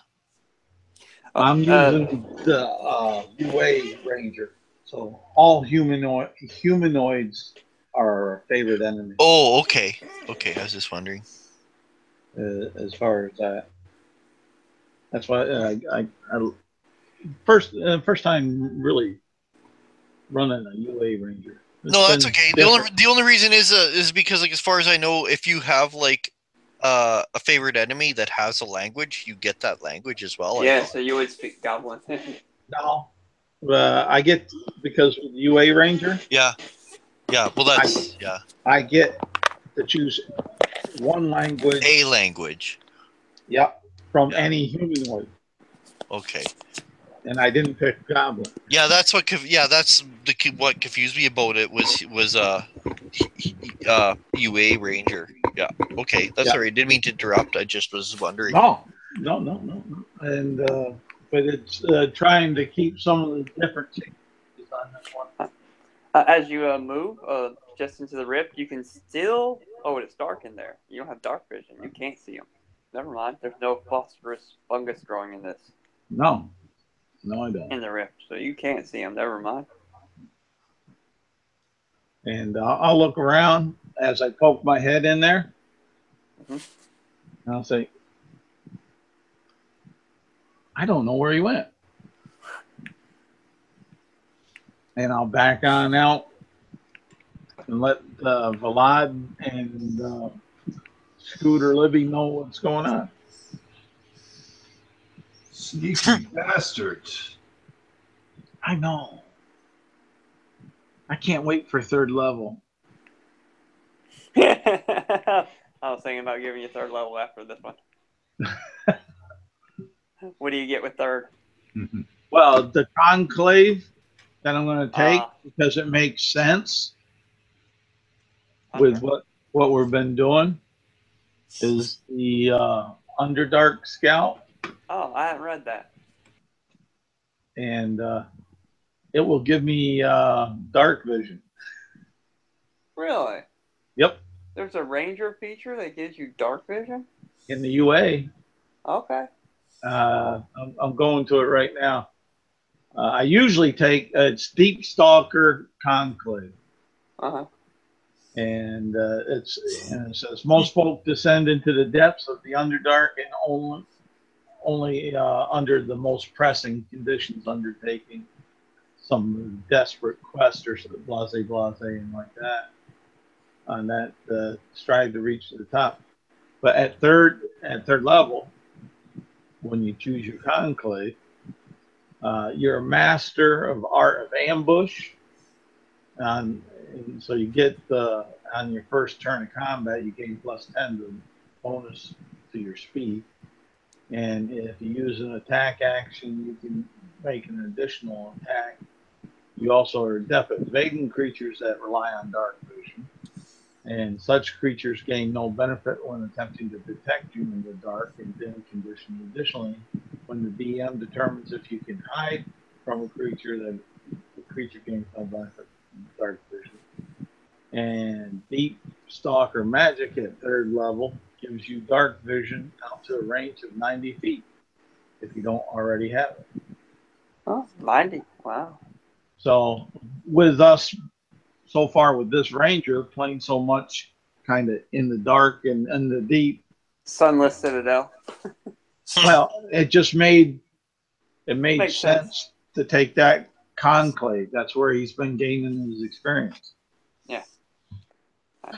All right, so you're all actually going to try to track them down. It's like well, if I can't see right now, I can't see. track them. All right. Because all the tracking, even with disadvantage. Can I send my bat after him? I'm going to look at the flying speed on that sucker. I see absolutely no reason why he can't do it. It's just a matter of, what's his flying speed? Could he catch up? I'm assuming he probably can.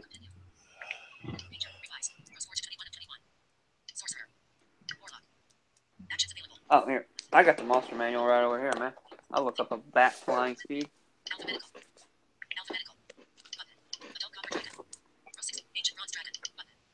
Bronze dragon. Oh. Oh. Huh. Baboon. Bat. Flying speed. 30 feet. No, same amount. So he could fly 60 feet as a dash action. And so keep up with him in his echolocation. He'll be able to tell even in complete darkness. And the thing is, just running away. Yeah, and I was gonna say, like, the only what should we call it? Like, familiar abilities are only really any fucking good within 100 feet. Okay. So what I'd like to do is at least once I'd like to cast a cantrip on him through my familiar. Okay. And the familiar can do it because it uses its reaction. Okay. To cast my spell.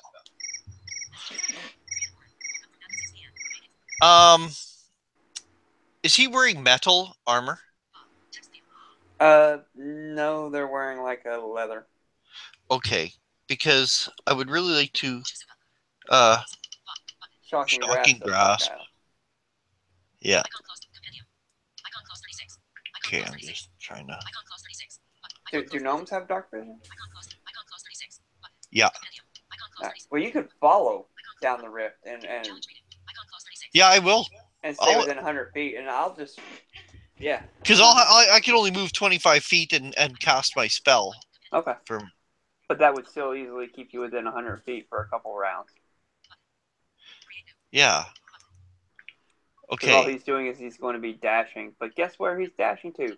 Climbing up the vines, which dashing up the vines is not very.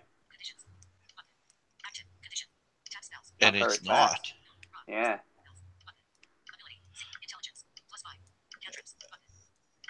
Okay. Fuck.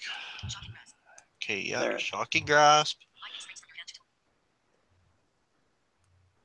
Should be 1d12 plus 5, Yeah. I'm assuming. Yeah. I mean, Yeah. Okay, and it doesn't always put all the modifiers. 1d20 5 or 12. Sorry. that Is will that- miss. Damn it! I'll miss. But here's the thing: you can follow him and do it for pretty much. You can do it until he's dead, because once he starts climbing, then he's only. Oh, going the so second far one, away a from- crit. There you go. That would make him to where he's just at the vine. 10 starting to points climb of up. electricity damage. All right, so as he's running away and he runs and he climbs, and he starts to climb up on the vines. That would be round 2. Well, Him yeah, running. there's like this bat kind of flying.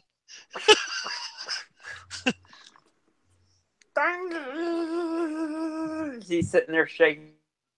Just lands on his shoulder this time. Like little blue sparks come around from his teeth and out of his eyes.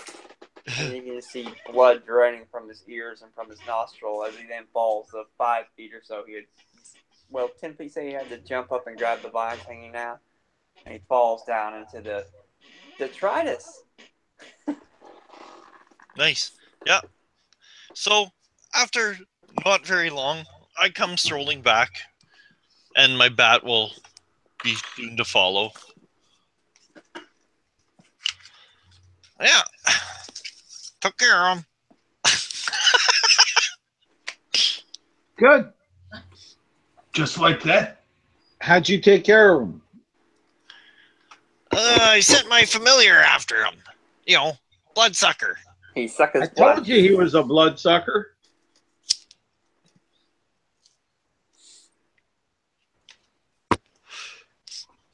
Yeah, my bat could come fly in just again, hook onto a loop on my vest and just dangle.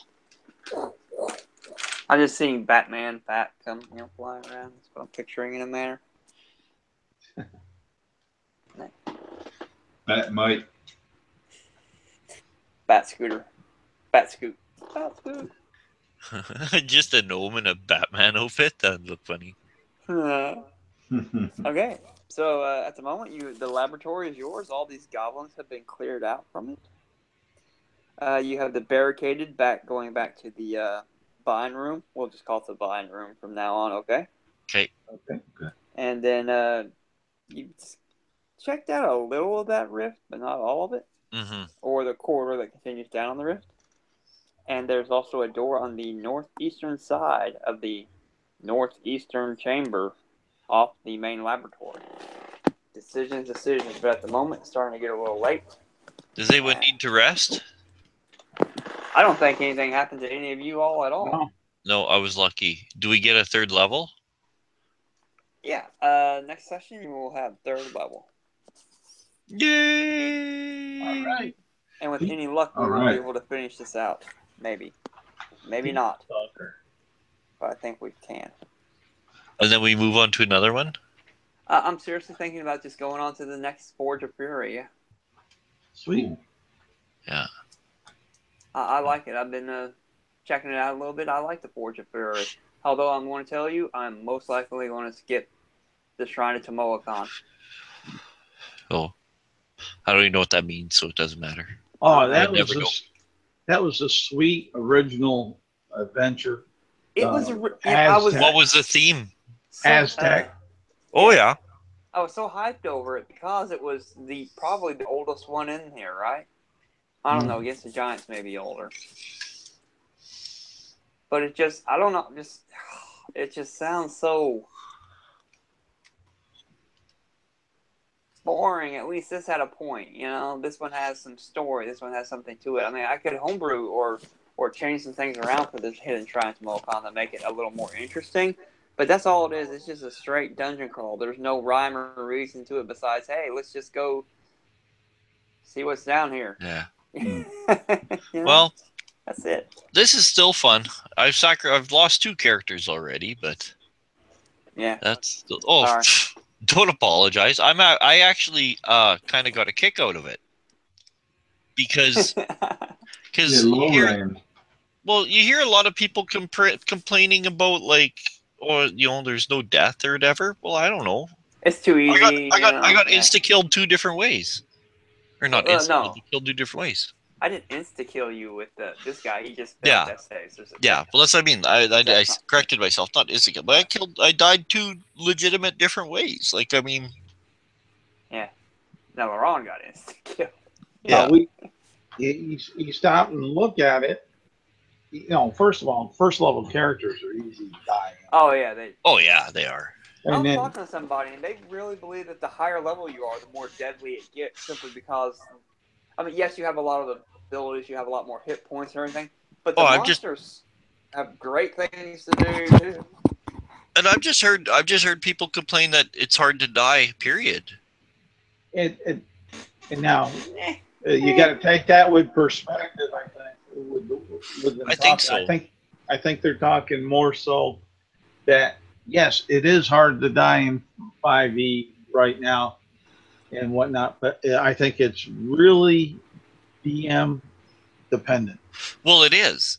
It is. I really get, like, you see in the OSG and a lot of stuff, people comment about, like, hey, I'm having this problem with this type of character. Like, they do too much damage or they're defeating whatever I throw at them. Well, that's a DM problem. The DM is only taking it from one angle. The DM has infinite angles to approach it, right?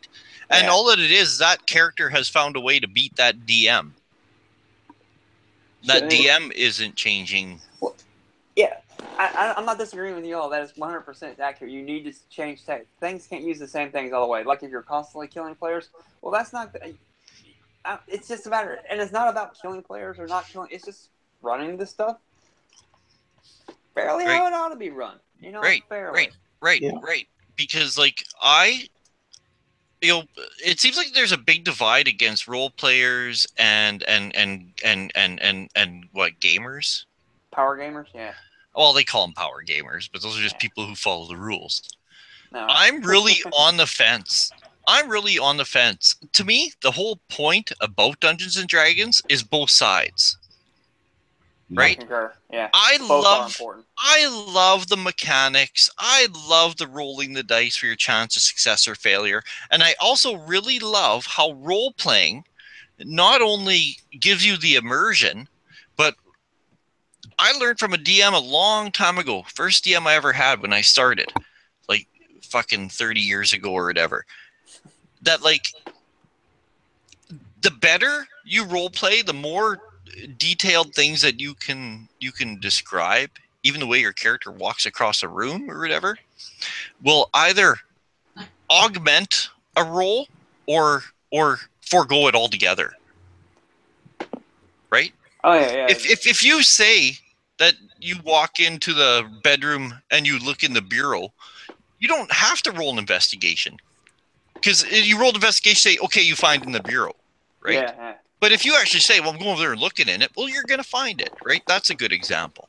Like the dice are there if the player and the DM haven't decided an outcome. Right? Correct. Well, but the dice roll are meaningful. Role playing is meaningful. They're both equally part of the game, in my opinion. I love the role playing, and I love the way the mechanics work together. With that, everybody say bye. bye. Bye.